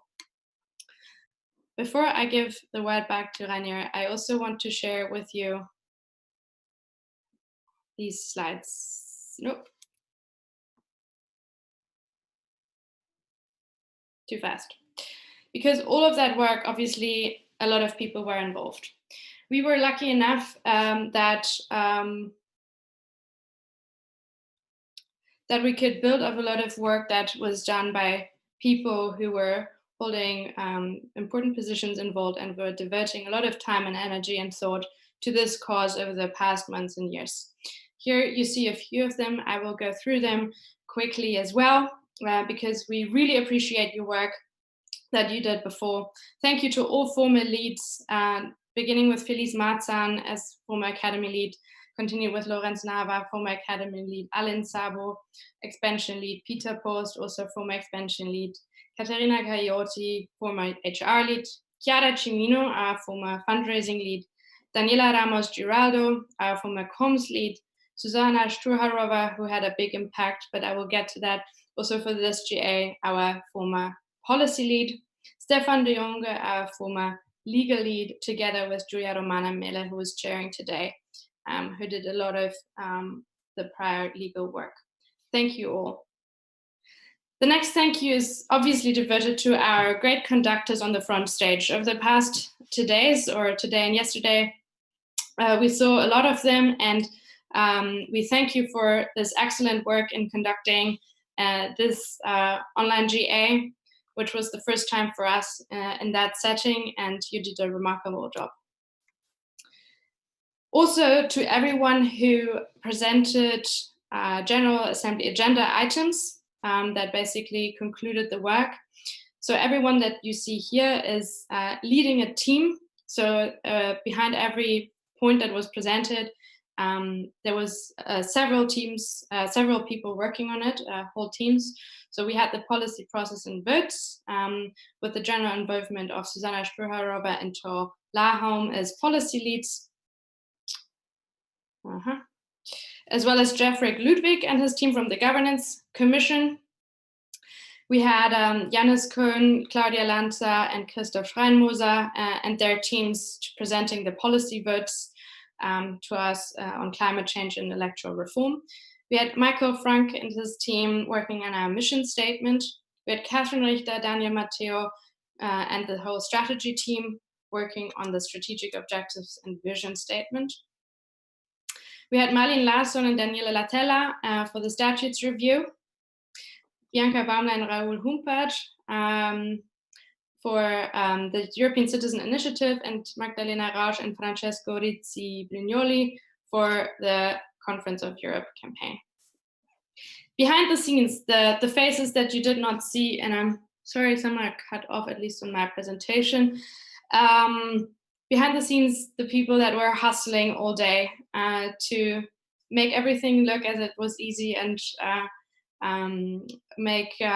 present everyone as if it was easy and there was no more work required. But in fact, there was a lot of teams hustling in the background. Anouk Ooms and Lennart Everveen, our general secretaries, which did an outstanding job in conducting everyone. Our tech team, led by Philipp Schmid and Jose Antonio Abeyan. Our legal leads, Melanie Maximus and Florian Stinger, and Michael Vogtmann and Chiara Domestici as our events leads. Thank you. Continued with our great comms team that had a huge impact. Jessica Jones Langley and George Penn were conducting their team, basically with Isabel Rittinghaus, David Zülke on social media were answering all your questions, and Dominic Schumann and Anna Adolfs being in charge of the social media live stream, which is clearly a challenge, and great job. Thank you so much. And since you've seen so much of the European team, I would like to just present you with the rest of them, because it is nice to know faces and to know who's behind all of that. So please reach out to these people if you have any questions. Johannes Hertov on data analytics together with Alvaro Ruiz, Friedrich Jeschke and Ksenia Ivanova for the expansion team, Christoph Korean finance lead, Peter Eigenhuis and Anna Vesliani as HR leads, Anita Sepreni and Ekehard Friauf as academy leads, and Ines Consoni as our new policy lead. And with that, I come to an end and want to hand back to Rainier in 1 second. Because of the past 6 months, I worked a lot with this team, which was a true pleasure. And now already, I mean, over the last 2 or 3 months already with Mihaela, but now officially we are a new board and a new constellation again. And I really look forward to continuing and completing the work that we have started together, especially with Rainier, who I can fully trust and rely on in our everyday work together. And it is a pleasure every single day. So thank you all, and I give it back to Rainier. Thank you very much, Valerie. It is beautiful to see all of the work of the past 6 months and all of the work from all of the continent from so many different people come together during this weekend. I'm delighted with how it went, and I had several things prepared, but I think I'm just gonna keep it shorter because people have been listening so much already. One of the things that I have at heart is a quote from the professor in community organizing, which is, challenging the status quo takes commitment, courage, imagination, and above all, dedication to learning. And I think that so far that is what we are doing in Volt. Every time we are improving on what we do, we are evaluating, we're self-critical, and we have a mindset towards learning, and that's what makes us improve. So let me end by saying the following. Only a Europe that acts together can solve our shared challenges. That is the mission of Volt. And the interesting thing is that that mission has inspired me and has inspired others in the past. I have been asked by a close friend of mine, what has been your highlight of your new role within Volt so far? And that was for me that I heard somebody say that I asked the question, is this something you feel comfortable with doing? Because I can imagine it can be scary. And that person said, well, actually, for the first time in my life, my passion for something is bigger than my fear. And I think that is the mindset that we should try to portray, because that's how we empower everybody to contribute to a better society. So to end with our narrative that we have, with a huge majority, voted for, only a Europe that acts together can solve our shared challenges. That's why we empower people to change politics and unlock Europe's potential. To achieve this, we continue to grow as a pan-European community that acts on all levels, from the European to the regional to the local levels. We act as one party and as one movement. We share best practices from all over Europe, organize communities, and we use our social innovation methodology, Volt's Way, to create powerful solutions. We implement our pan-European mapping of policies using evidence-based approaches, and we stand against nationalism and populism. That is how we lead by example to foster a united and federal Europe. A Europe where the highest human rights standards, environmental, social, and technological standards, where everyone has the same opportunities to succeed. That's our way of doing politics and how we are building a better future. We are Volt, the pan-European political movement. Thank you very much for watching, for tuning in, and for all your work. I look forward to the next GA a lot already. Bye-bye. Ciao. Volt has now been active for over 3.5 years. We have one European parliamentary member and we have several locally elected officials spread out over Europe. And we want to continue our work as the pan-European movement that makes Europe a better place. But we can only do that if we have sufficient funding. And that's why I ask you to donate to our crowdfunding. A small, a big, an average donation, everything is helpful. We need that money for our running costs and also to be able to hire full-timers that can coordinate the work of all our volunteers. So please help us, donate to our crowdfunding campaign and make sure that we can unlock Europe's potential.